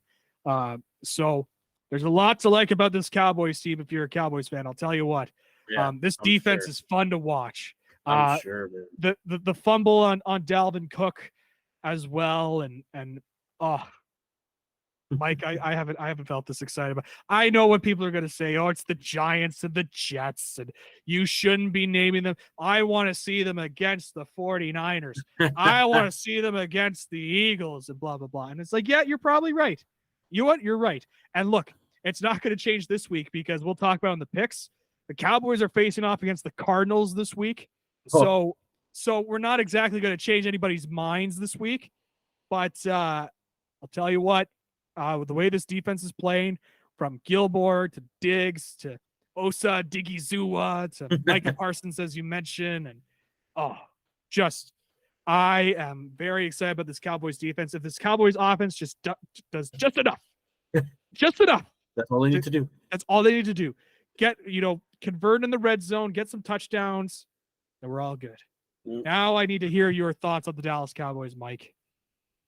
They're okay. No, don't do that. How dare you? How dare you? That defense, the defense is just wow. Micah Parsons is just all over the place. You can't game plan for a guy like that. 1 minute, one play, he's up, lining up against the left tackle with his hand in the dirt. The next play, he's standing up in the middle as the middle linebacker. You can't game plan against a guy like that. And he's just so fast. It's just so fast. And literally, the job for nose tackles is literally just to make room for the linebackers. And right now, the interior guys are doing just that. They take up space, they make a hole, and Micah Parsons is just going right through and knocking that running back down behind the line, getting his sacks. If he keeps this up, he will win MVP. Maybe unanimous. I won't go that far, and I'm a Cowboys fan, but Defensive Player of the Year, again, we're 2 weeks in. A lot could change, but I'm loving it. I'm loving this. I'm loving this team right now. I'm sure you are. I'm sure they'll break my heart. I'm sure I'll come on this podcast. Look, they will. Just enjoy it. Yeah, I'm just gonna enjoy this, man, because not much to enjoy with the Cowboys the last couple of years. So I am going to be happy that Dan Quinn is still around. All of it. So anything on the Jets you kind of want to touch on? How are you feeling about Zach Wilson? The Jets are the Jets. What are you going to, I think Zach Wilson will do enough just to keep this team afloat. Mm-hmm. Unfortunately, I love Robert Saleh. I don't remember the guy's name even after watching Hard Knocks, but their DC seems like a really fun coach to play for. Yep. And whatnot. But it's the Jets. Yeah. The Jets. That's all I got. Yeah. Yeah. It's the Jets Jets. So go Cowboys. Let's go Cowboys. Yeah. Let's frickin' go. 49ers and Rams. This was a closer game than I think people were expecting, but it was still very much, it was funny. It was the Rams were at home, but all I saw was just a sea of red in this game. Yeah. All 49ers fans in there. I'll say this about the Rams. I think they're playing much better than what people had them pegged as. And I think that has to go back to the fact that despite not having Cooper Kupp, Puka Nacua and Tutu Atwell at receiver as well as Kyron Williams, who's kind of came out this game as well, having a touchdown of his own. Some guys that we had not heard of before going into this game, all of a sudden showing that, hey, they're pretty good receivers, and McVay knows how to utilize them. And I think we gravely exaggerated the demise of Matthew Stafford. I know stat-wise he had a touchdown and 2 interceptions, but he really moved the ball a lot. But in the end, this 49ers squad just looks really, really good. There were some concerns of maybe, there's more tape on him now, so maybe Brock Purdy wasn't going to be as good. And plus, he's coming off of that Tommy John surgery or whatever that elbow injury was. Mm-hmm. And so maybe he's not going to be the same player. But boy, this 49ers team also on defense as well. Brandon Ayuk had a really solid first week. And in this game, didn't have as great of a game, but still contributed. Deebo Samuel started to come back to his form a little bit, being used as a dual threat in terms of being able to catch out of the backfield and also run. Christian McCaffrey is Christian McCaffrey. That's a given for the 49ers. But the Rams really put up a good fight and made it close. Unfortunately for the Rams, the 49ers were able to pull away the victory. Your thoughts on this one? Just, you're talking about Brock Purdy. Like, people, I don't know, like, it seems like some people are like, oh my God, this guy's going to be like the next best thing. It's like, no, he's like, look, there's a reason he was picked Mr. Irrelevant. Okay. Like, you're picked in the place in the draft where teams feel like, where these GMs feel like, these scouts feel like that's just where you're going to be. That's just the type of player you're going to be for your career. So if he was dominant, like, he would have been a first, second, third round player, So Brock Purdy is doing just enough to get the Niners a win, which is perfect. And you're going to hate me for this. You're going to hate me for what I'm about to say. Oh boy. But like, barely a year in, not even a full year as a starter. So I don't even feel right comparing Purdy to this guy. Oh. But it is very similar to when Brady came around in New England. Ooh. Okay. I'm not saying he's Tom Brady at all, but right. You look at the first circumstances. Look at the first 10 years of Tom Brady's career, they're average. Mm-hmm. Good I think better. Yeah, I think he's good. Yeah. Not GOAT levels where he ended up being, but he was still a very good quarterback. Very good quarterback, got 3 Super Bowl rings. It wasn't until like Randy Moss and Wes Welker showed up that he became Tom Brady. Yep. Gronk and Edelman, yeah. Exactly. Like, you saw glimpses of it, especially that drive in the first Super Bowl against the Rams to get it in Vinatieri's. Like, that drive is one of the better Super Bowl drives ever. Mm-hmm. But Brock Purdy, especially those first few years for Brady, he was doing just enough to get the Patriots a win. He was game managing, he was managing the clock, he was marching his way downfield just to get into Vinatieri's range. Brock Purdy's doing that. He's doing just enough. He's given the ball to Christian McCaffrey 20 times. Like, I said that about Derrick Henry. Christian McCaffrey got the ball 20 times for 116 yards. And just, he's doing enough to win. He's not turning the ball over. He, there's nothing else I can say. It's just that he's just doing what the Niners are asking him to do, and they're winning because of it. Yep, he's being a good game manager, and he fits into the Shanahan system very well. And obviously, there's a reason why they kept him around and traded Trey Lance over to the Cowboys. Future starting quarterback, yeah. He's not going to be the future starting quarterback. It's just a negotiating play. That's all it is.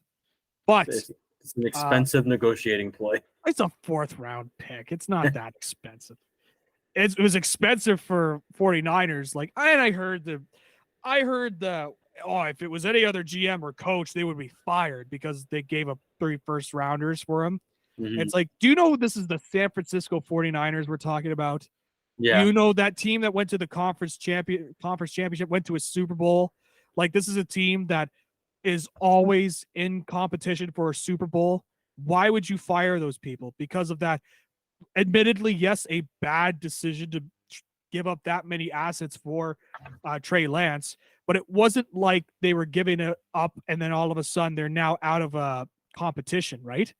They're still very much, they are in at least the top 5 of the NFL conversation, the San Francisco 49ers. So I thought that stuff about them, like they should be firing the GM or the head coach for decisions like this, was a little bit exaggerated. It's like, guys, this is the 49ers. This is a team, like if let's say Belichick, after the first 3 Super Bowls, decides, you know what, we need a new quarterback. We're going to trade 3 first-rounders so we could trade up so we could get Jamarcus Russell. Okay. Yeah. And then all of a sudden, Jamarcus Russell doesn't turn out. Is Bill Belichick going to be fired because Jamarcus Russell didn't pull out? Or are they going to continue to utilize him because he won 3 Super Bowls? You know what I mean? Yeah. Like, let's just, No, I get it. It's like I understand, like, other teams, yes, they would get fired, but this is a 49ers team that has been consistently competitive. They're in the upper echelon of the NFL right now. Yeah, there's no signs of them falling off anytime soon. So let's pump the brakes a little bit. So yeah, all that to say, the 49ers came in, they won. They are clearly a favorite in the NFC to win that, not only the division, but potentially even that conference. And so all eyes on them through the next couple of weeks. Final game from the 4:00 slot before you get into our primetime games. We're going to talk about a wild one between the Washington Commanders and the Denver Broncos. The Broncos were up 21-3 early, but then the Commanders were able to come storm back off of the back of Brian Robinson Jr. 93 yards carries, 2 touchdowns, 19 carries. It's the script writers couldn't have done this any better, my friend, because Russell Wilson, by God, it's the final play of the game. He chucks the Hail Mary and they actually catch the ball and get the touchdown. Oh my God. It bounces around. He catches it. Oh my God, we're going to go to overtime. But the script writer said, nuh-uh, there's a twist in this story. You are not going to go to overtime because you are going to blow it on the 2-point conversion. Oh. And just like that, after one of the most incredible Hail Marys I think I've ever seen in terms of just how much it bounced and was caught, unbelievable, it ends on a flat finish where we're not even going to overtime from that Hail Mary. They are not able to capitalize on the 2-point conversion, which kind of summarizes really the Denver Broncos at this stage, starting off 0-2, despite Sean Payton as head coach. Where do we kind of stand with the Broncos and where Russell Wilson is at? I'm interested to hear your thoughts on him. I'm just saying, with what happened with this Hail Mary, with the failed 2-point conversion, it's karma for the fail Mary. I know he didn't catch the ball, but I just feel like that whole Seahawks team deserved had some karma that was going to come up against them. And this was Wilson's time. So that's just what I wanted to say about that. The Broncos are a weird team, man. Like, I don't know what to think of them. Like, every, at work, like, I drive a forklift, so I spend a lot of time just kind of in my own little bubble, just thinking about some random things. And a lot of the times I'm just thinking about, well, what I think about this team, what I think about that team. And whenever I think about the Broncos, I don't know what to think. I just don't know what to think. Like, are they good? Are they bad? Are they middle of the road? Are they a defensive team? Are they going to be an offensive juggernaut? Like, I just don't know what this team is.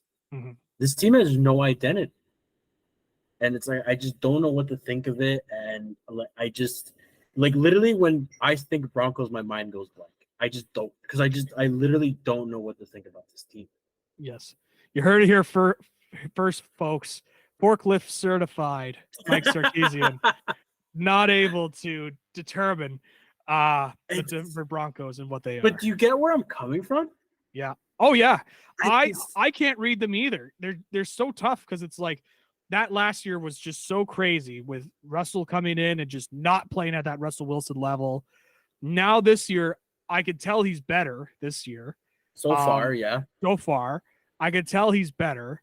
And again, I think there are players here for the Broncos, but I don't know. I don't know. They're just a tough read. And I look at it as like, I think they're better.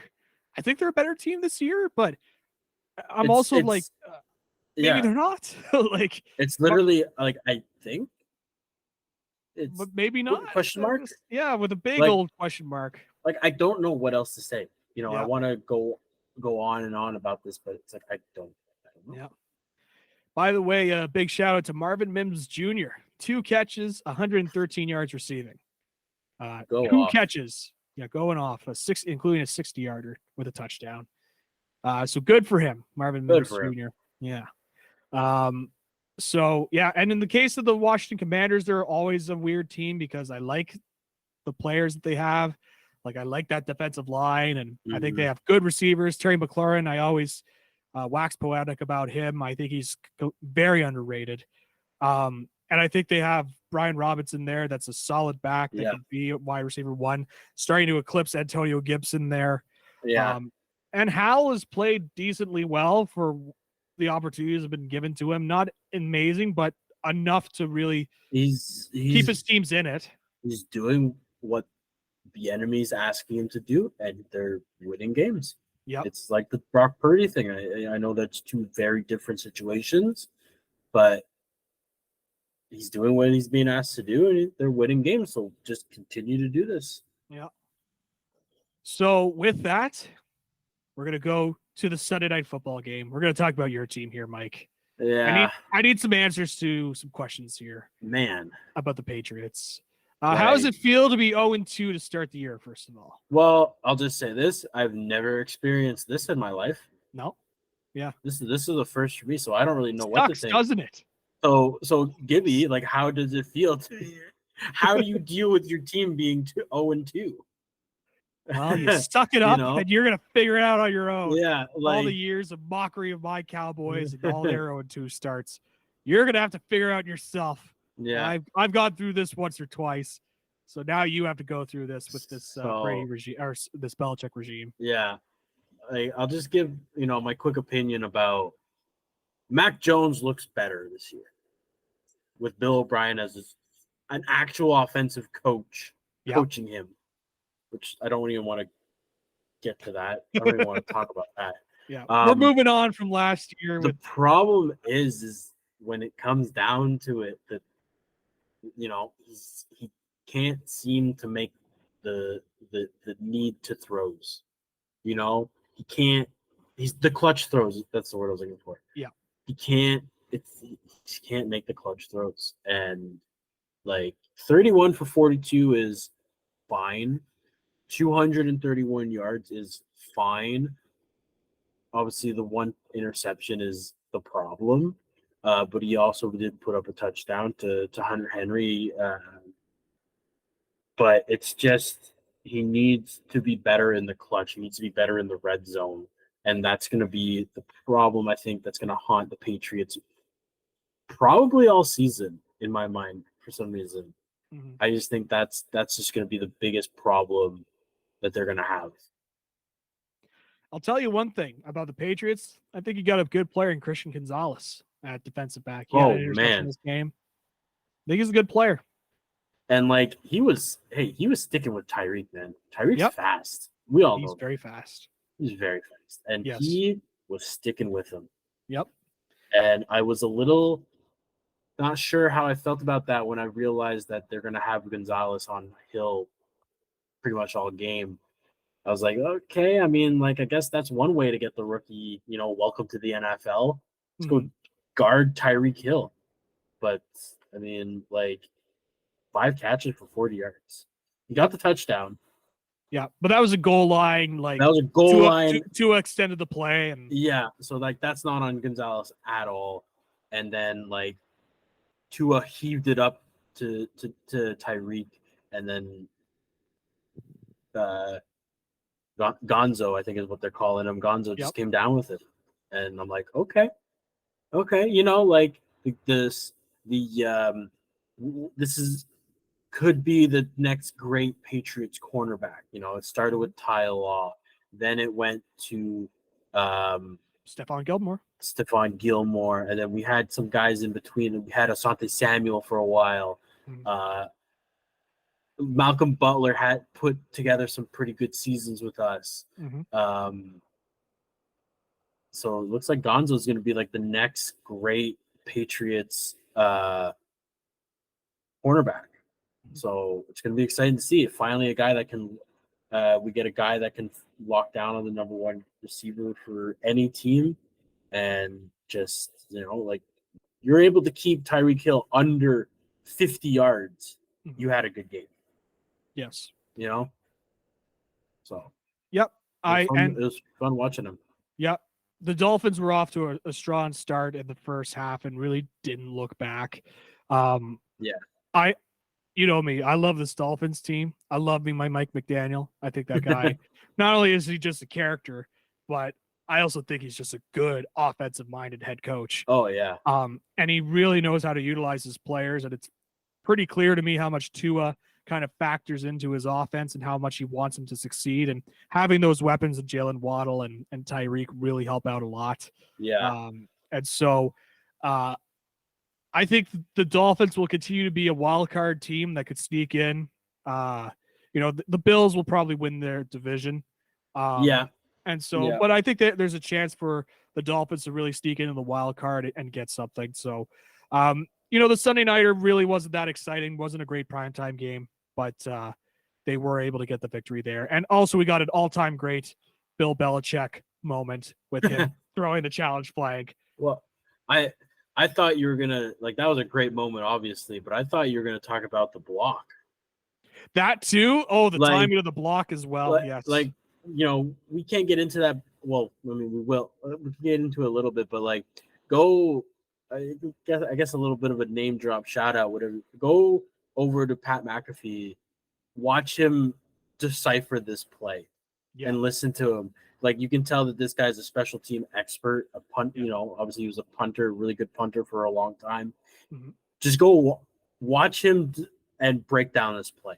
Yeah, you sent me the video, and only a punter or kicker would be able to break down this play. Yeah, for sure. It's really fun to watch. Just, you know, just go over and take a watch, because like that was really fun to see a guy who was, you know, Pro Bowl, all pro punter break down just what looked like a normal type block. Obviously, it didn't start out looking very normal because of the running start, but like it's just a really fun watch. Yeah, for sure. And to wrap up week 2, what we're going to do is we're going to do it ESPN style, the way they did it for Monday Night Football. Have 2 games at once we're going to cover. New Orleans Saints, Carolina Panthers, and the Pittsburgh Steelers, Cleveland Browns. The Steelers and Browns game was more exciting, but more because the defenses really came to play in Steelers Browns. Saints and Panthers wasn't really that exciting, other than that amazing catch from Chris Olave. Might be a catch of the year candidate. But the Saints are able to come away with a victory in that game. And they go 2-0. They were a team that looked like they were probably going to win their division. And the case of the Steelers and the Browns, the Steelers were just able to take advantage of some defensive lapses. Deshaun Watson did not have a great game. No. Feel like I've been saying that a lot with him. Just took advantage of a lot of opportunities, including the final fumble from with TJ Watt picking it up and bringing it all the way for a touchdown. Nick Chubb, unfortunately, a gruesome injury, out for the year. You know, sucks. Like, what else can we? There's nothing else to really talk about this game other than that unfortunate injury, and like, just, you know, you got to feel for the guy. The guy was finally, like, you know, he got paid, he got what he deserved, and then just the worst thing that could happen for a running back. And the worst part about it, if this couldn't get worse, is this was the same knee that he totally blew up in college. Yep. You know, so like, who knows what this knee's gonna look like in a year? Yeah. Who knows if he'll be able to ever truly run properly again? Because I'm hearing that it was a full dislocation with multiple ligament damage. Yeah, which is so bad. There's people that don't come back from that. No, normal people don't come back from that. Can Nick Nope. Chubb come back from that? We'll see. But it's like, I honestly, there's Deshaun Watson had a terrible game. You know, like for the Cleveland Browns to have a good season and to have a good future, he cannot be the quarterback for the Cleveland Browns. No. He's not a good football player anymore. He's not a good person. Let's just get that out of the way. Yep. Can't stand him for what he did off the field. Mhm. And he's just not good. The fact that the Cleveland Browns paid so much to get him and then gave him a contract is, you get what you deserve. But there's still a chance for you to save yourself and to get rid of this guy. Yep. So that's really all I want to say about the Cleveland Browns. You know, like, just, I don't know. I lost respect for the franchise when they traded for him. Yep. I really did. And then gave him that massive contract. And then gave him the money. It's like, you were, you know, like when Baker was there, like I was rooting for you. I'm like, yeah, this is a fun team to watch. Nick Chubb is like, oh my God. And then all of a sudden Baker becomes public enemy number one, and they trade for Deshaun Watson, who is my public enemy number one. Yep. And it just, I don't know where this team's going. Yep. It's gonna be tough for the Browns. It sounds like they did contact Kareem Hunt, see if he's interested in coming back to the squad. And I mean, he knows the offense, so it'd probably be a nice fit, and he'll absolutely be a running back one with Chubb gone. Oh yeah. But Jerome Ford was in there, and he made the most of his opportunities. Speaking of Jerome Ford, I just want to say quickly, I just noticed on our fantasy league, you picked him up. I did. And started him. And you started him. Yeah. I mean, did you football gods tell you something? Intel? Yeah. Did the football gods tell you something? Let's say I have access to a script writer within the NFL. That's what it is. Oh my! I got that. No. Bloody script writers. Yeah, no. I was just more like, man, I need a guy. I need a running back, and I'm trying to remember who I had on my team, but one of the other running backs was injured, I believe. Or actually, I had Dobbins, I think, and I have too many fantasy teams, so I can't keep track. That's fair. But I know I picked up Ford because I was low on running backs. I'm like, you know what? The Browns love running the ball, and they can't rely on Chubb all the time. So maybe I'll throw in Jerome Ford and see what happens. And this was not what I wanted, for the record. I know. But I will say I look like a genius starting him at running back. So I guess I had the wherewithal. I wish I could have sent that message to Nick Chubb. And in the case of the Saints and the Panthers, Bryce Young didn't look too great, I thought. I think it's going to be real tough with that. There's a lot of rookies on this team, and I know they try to build some veterans around him, but I just don't think this Panthers team is very good. And I think, much like the Texans, I still think there's work to be done for the Panthers to kind of build. And in the case of the Saints, you know, there's been a lot of questions about Derek Carr and what he's able to do. Is he still, like, a lot of people put him in the underrated category. I will say, if they continue to throw to Olave and continue to utilize him, and once Kamara gets back into the fold, I think there's a good team there. But yeah, I agree with that. I just get the ball to your playmakers, you know, like it's easier said than done. I understand that. Don't come at me for saying something like that, but like, you got to get the ball to your playmakers, and Chris Olave is turning into a real nice wide receiver number one. Yeah, absolutely. And I picked him up in a lot of fantasy leagues as well. A lot of fantasy leagues. I love me my Chris Olave. So yeah. And with that, that's all of week 2. We've recapped all of week 2. To wrap things up, we're going to rapid fire our week 3 picks. Yeah. Let's do a quick rapid fire with these. Because we have went so long on this. It always seems to happen with the football podcast. It does. I promised my girlfriend, it won't be that long.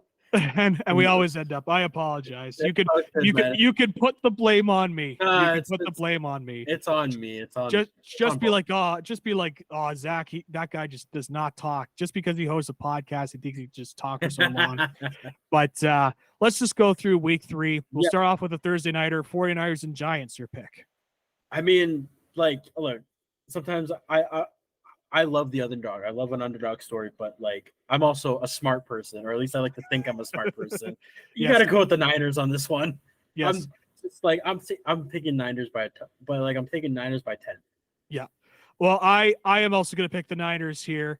I like to think you're a smart person as well because I have you on this podcast. Thank you. Football. So, I got the 49ers over the Giants. I do not think we're going to see some second half heroics for the Giants. No.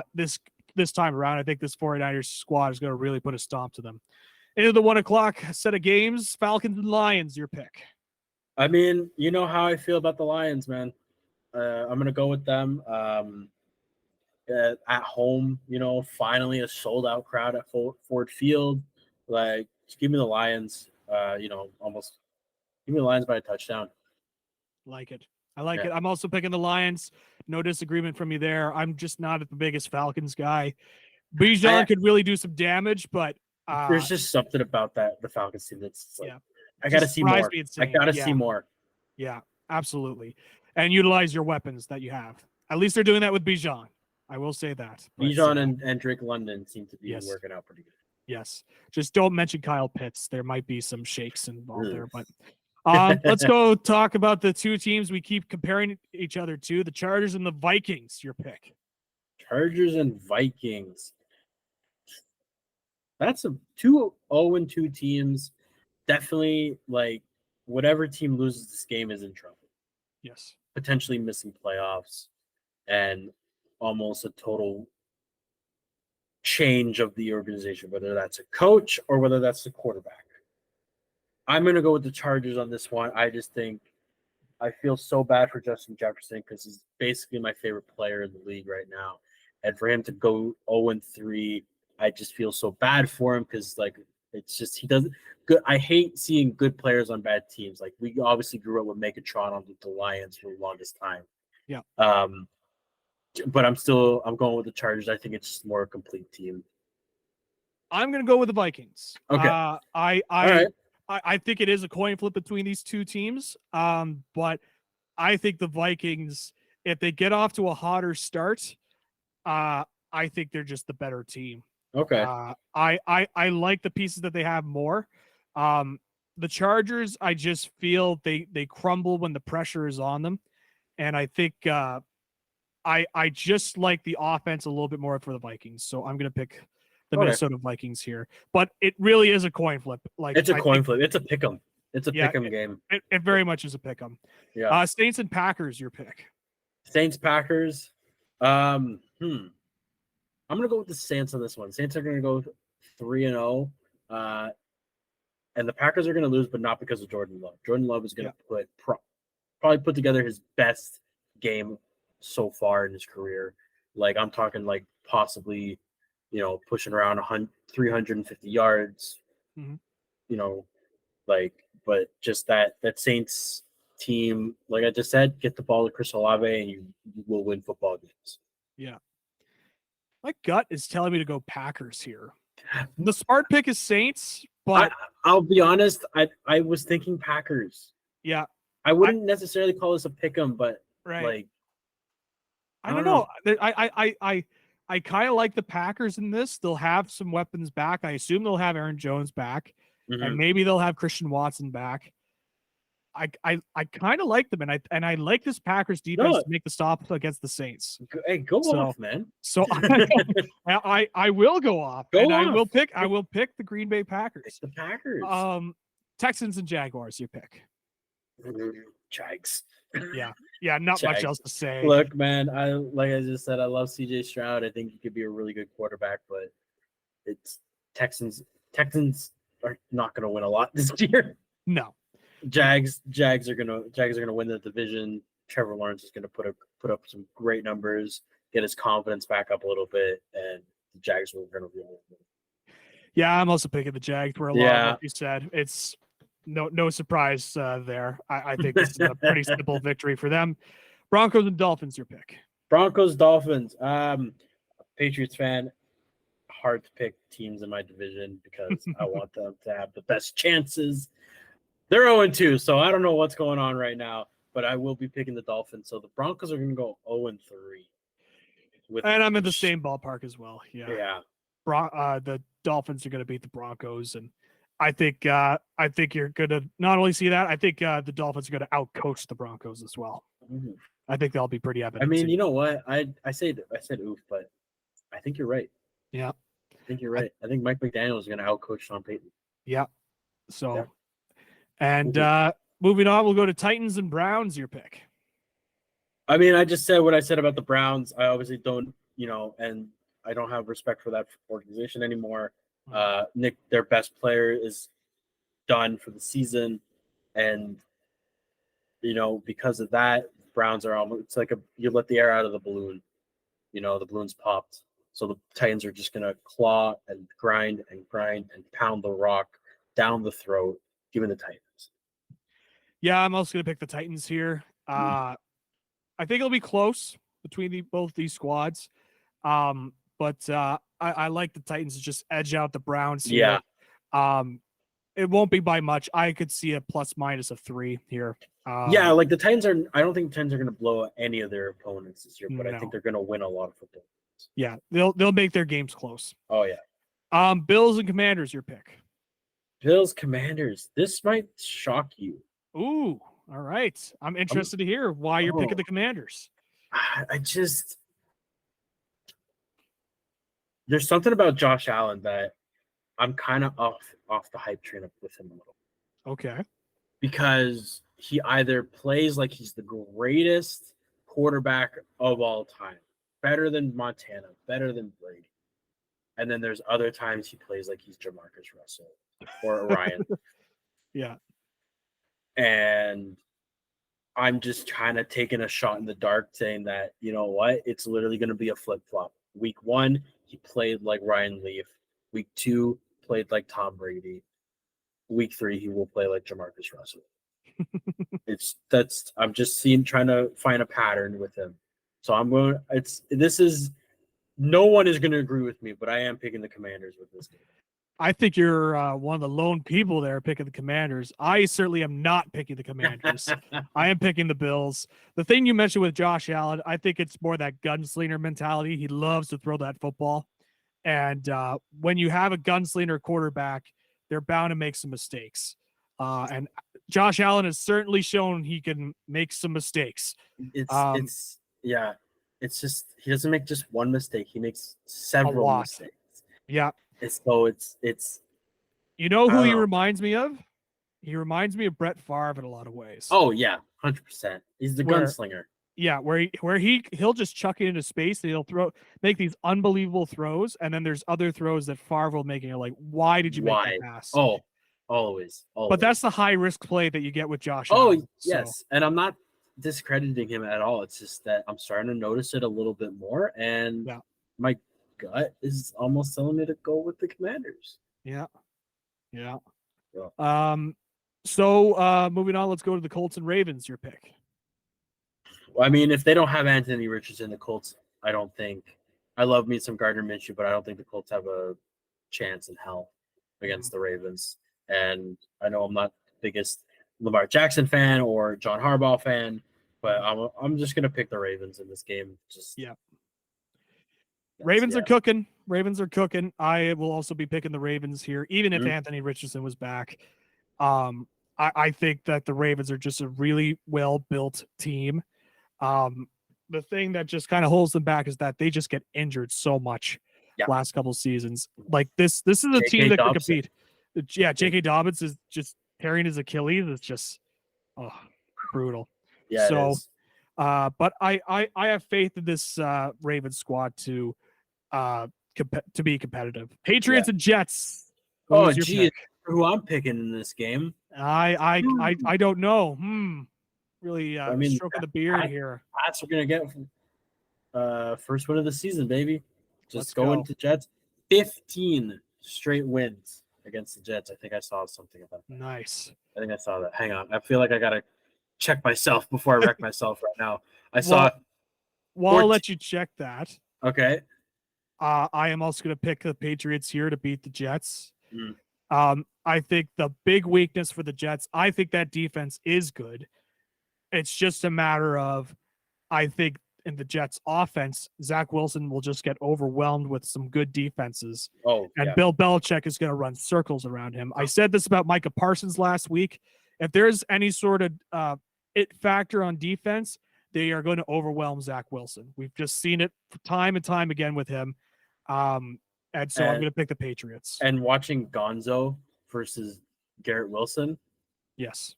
A battle that will probably we could see for the next 10 years. Yep. It's going to be fun to watch. That can be very fun. Yeah. Also, I did see Garrett Wilson did mention 14-game skid against the Jets, against the Patriots is unacceptable, is what he said. So there you go. So it's going to be 15, Mr. Wilson. There you go. Anyways. You said this one. Panthers, Seahawks into the 4:00 games. Your pick. Bryce Young gets his first win as a pro.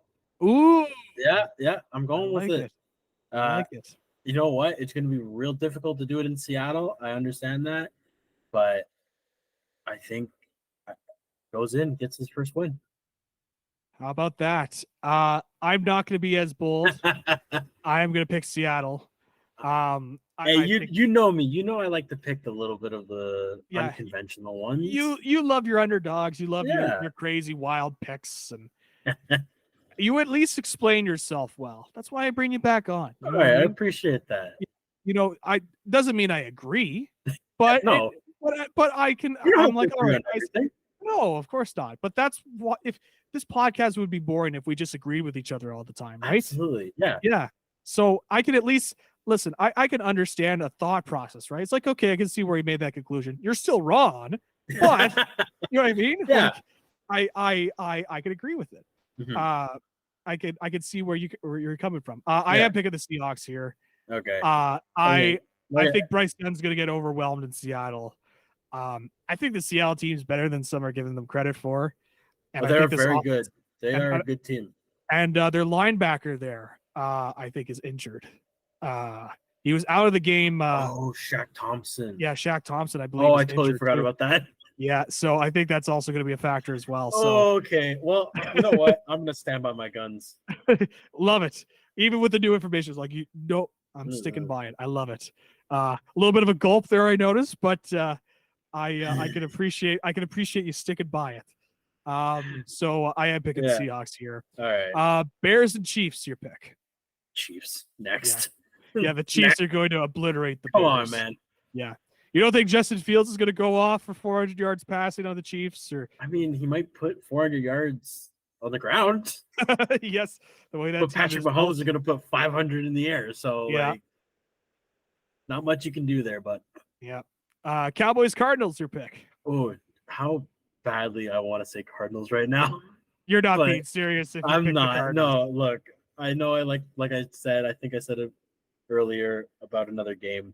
I love me some underdogs, but sometimes you got to go with the smart pick. Yeah. It's the Cowboys. Micah Parsons is going to have like 4 sacks in this game. You kidding me? Yeah. Oh, I'm so looking forward to it. I am so looking forward to it. Cannot wait for this defense to show out again when the Cowboys absolutely obliterate and dominate the Arizona Cardinals. Very good teams beat the bad teams, Mike Sarkissian. That's how it is. That's how it is. Yep. So, Sunday night football game, Steelers and Raiders. Okay, so I got a buddy of mine that is a big Steelers fan. All right. Mm-hmm. He despises Matt Canada, the OC for the Pittsburgh Steelers. Oh, so I did not go into him enough in our Steelers. Yeah, review. He's a bad offensive coordinator. So I'm gonna be picking against them just so that they can lose. So Matt Canada gets fired because I know he would love that. So I'm going with the Raiders, and it's not just because because of my buddy. It's just I do think the Raiders just like these teams are very equal right now. But I just think the Raiders, with a guy like Jimmy Garoppolo at quarterback, is just a more experienced And then I think he's got better weapons on his end. Yeah, I did not lay into Matt Canada enough. I think he's a bad offensive coordinator. And there was some Fire Canada chants overtaking this the Monday Nighter this past Monday. Yep. And so I think it's loud and clear. I don't think they're helping Kenny Pickett at all with Canada still in there.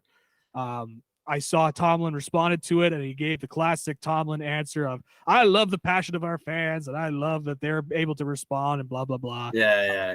Big old giant nothing burger. Yeah. But, having said all of that, I'm not a Raiders guy. I am going to pick the Steelers here. Okay. I just, I really like Devontae Adams. Yeah. I really like him. And I just not a Raiders guy. Look, Pittsburgh's defense is amazing. Yes. What is it? Highsmith? Yep. Who is an awesome compliment to probably the best pass rusher in the league right now, in TJ Watt. When I know he's not just a pass rusher, but he's still the best in the league.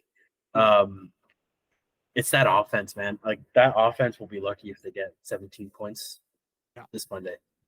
Yeah, and it's frustrating because I see glimpses of brilliance with Pickett, and I am a Pickett supporter. And Pickens, Pickett to Pickens. And Pickens, yeah. Like that combination is going to be a solid duo. Especially with Deontay Johnson on IR, so he's going to be out for the next couple of games. So, they can establish that connection. It's just, I think Matt Canada is just such a bad play caller that I'll be honest, I didn't think it was this bad, but ever since my buddy's been telling me about it, I've been paying attention to it a lot more, and I'm like, oh my God, it is that bad. Last year, I kept hearing about it, and I would watch the games like, man, they are just not doing any favors for I call a better game on Madden. Let's be honest. Yes. And I don't get paid millions of dollars. Yeah. You're calling the 4 verts every play call on Madden. Let's go into it. Another week of 2 Monday Night Football games. Let's start off with the Eagles and Buccaneers. Your pick. I mean,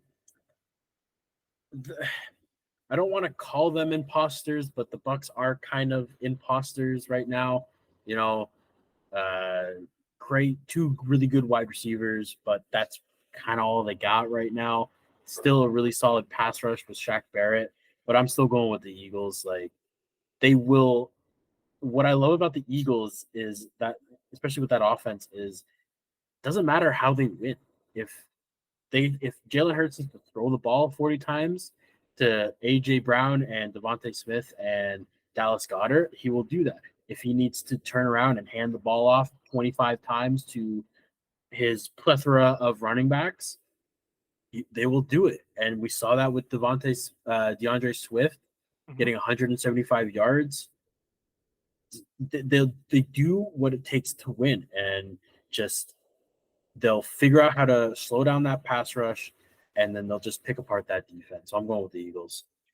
Yeah, I'm also going to go with the Eagles as well. Reluctantly, I hate it. I just puked a little bit by saying that, but I am also going to pick the Eagles. Yeah. They're such a well-built team. They're just a strong team, and I know Kansas City won the Super Bowl, and I know you kind of keep. Eagles are the best team. I know. I know that hurts for you to agree with that. I want to say San Francisco. I'm not saying that just because you're a Cowboys fan. I'm really not. I'm really not. This team is so good. Yeah. It's I really want to counter, obviously, with Dallas, but more San Francisco. Yeah. Because they're the more well-rounded team. Dallas is just really strong on defense. I would argue they're the best defense in the league.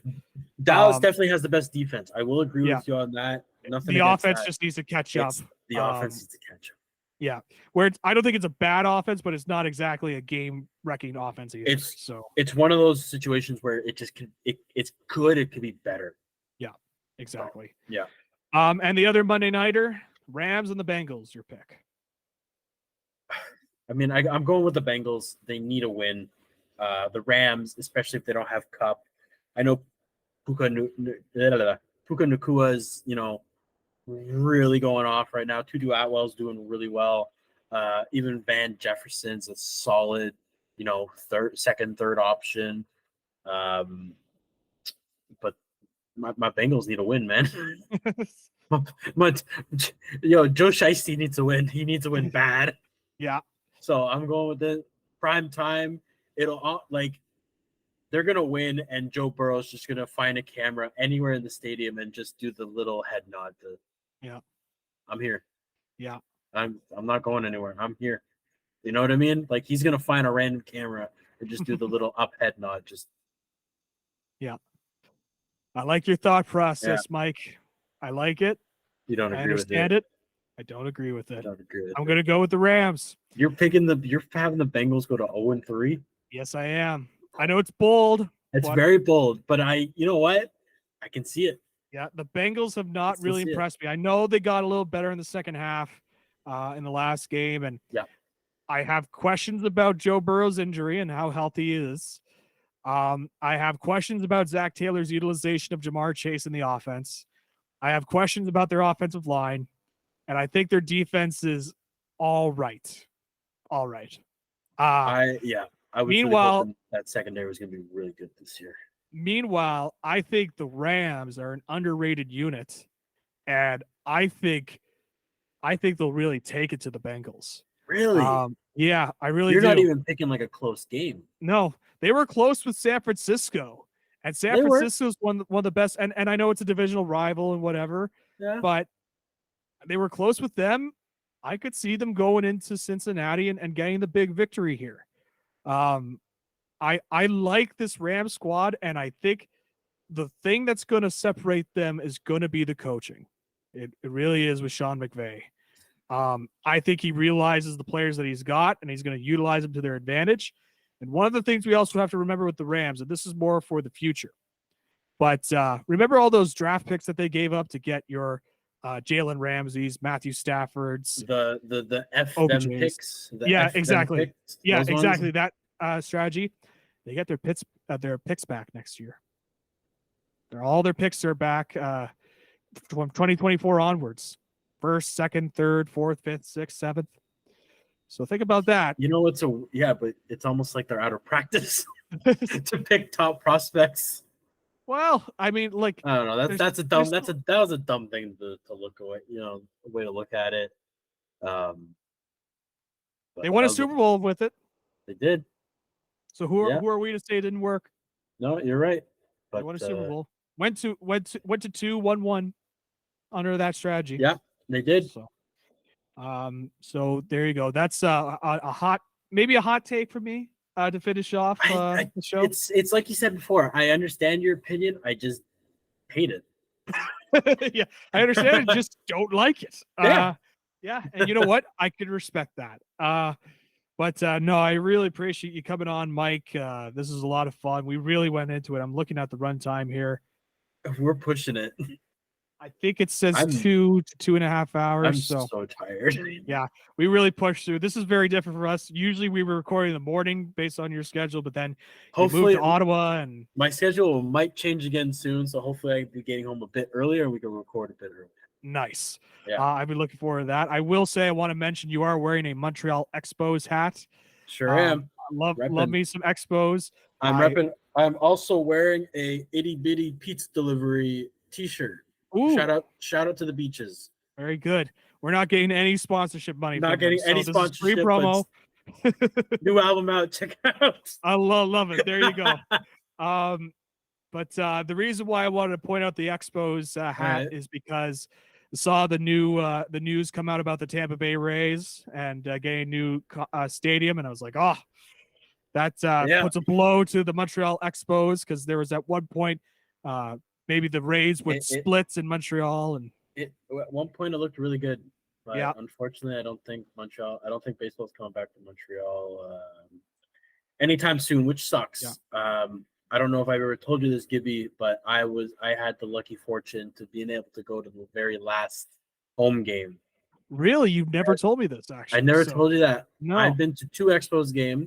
My dad took me to them, and my one was obviously just another regular season. Yeah. My dad brought me to the very last home game We sat behind third base, pretty far up, or not that far up, actually. Still in the first section, but far up the first section. Yep. And they lost 9-1 to the Florida Marlins.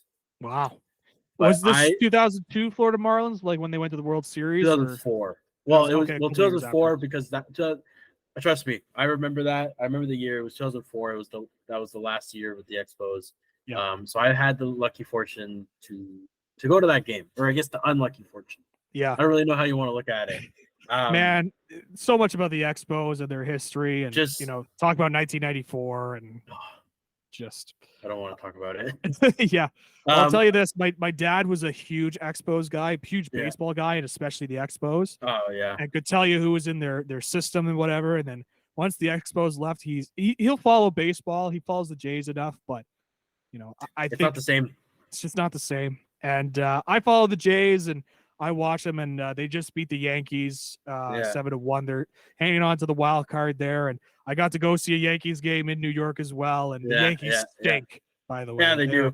They're a bad baseball team, and I'm happy about it because I hate the Yankees. But really, all it was Aaron Judge and the other guy that was their rookie player that got injured.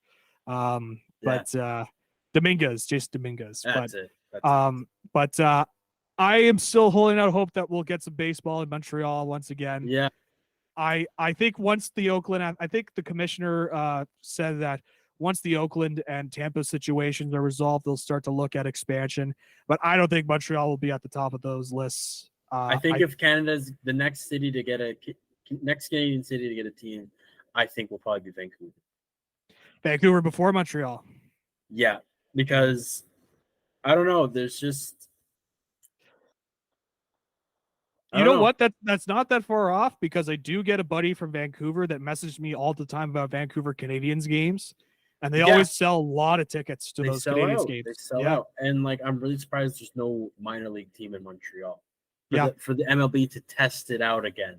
Yeah, So they as long as they don't go to Olympic Stadium, and that's the problem. That's the only baseball type field we have, and it sucks. Didn't one of the old owner's sons propose a plan to bring a baseball stadium to downtown Montreal? Yeah, there was a plan. I don't remember exactly the location, but it was basically right on the water, so almost like what the San Francisco Giants situation is, where they're right on the water.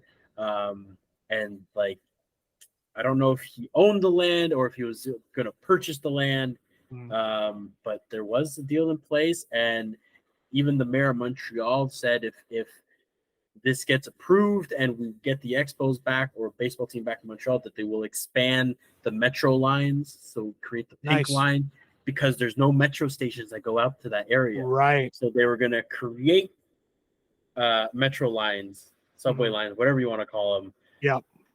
To for people not having to drive downtown to get to that stadium. Yeah. So there's just so many balls in the air, whatever you want to call it. It's hot flies for a baseball reference. Do I want it to happen? Yes, because I want to say that I went to the last game and then the first game. Right. That's what I want to be able to say, but I don't think it's going to be happening. Final question before we round off, because I'm loving this Expos talk. Do the Expos come back before 2030? My heart says yes. My brain says probably not. Yeah. That's where that's how I'm feeling. I feel like 2027 and I feel like it's either 2027, 2028 that they might announce something is in the works for baseball in Montreal, but I don't think it's happening either. It's like I said, my heart says yes, but my brain is like probably not. And it's almost one of those things where it's just like, let sleeping dogs lie. Yep. They had a good run. I enjoyed it as a kid. My dad got to enjoy a lot of good teams, a lot of good players. My grandfather too. Just let sleeping dogs lie almost. That's almost where I'm at right now. It's been so long. But then I look at the Winnipeg Jets. It's like they waited so long to get their teams back. Not to go to hopscotch over another sport right now, but this is now Gibby's sports podcast that we're doing here. I'm on, would I love to have Montreal baseball back in Montreal? Absolutely. Yeah, I think it's gonna happen. No, not anytime soon. No. But I hope that one day they do come back and they realize the errors of their ways and realize it wasn't because the fans didn't show up, it's because the owners were just horrible. Owners. Yeah. And plus the lockout in '94 just really screwed over the Expos as well. They would have won the World Series. I heard it here first. I'm trying not to swear. Yeah, I know you're not you're I guess you're kind of okay with it, but I'm trying not to. I appreciate it.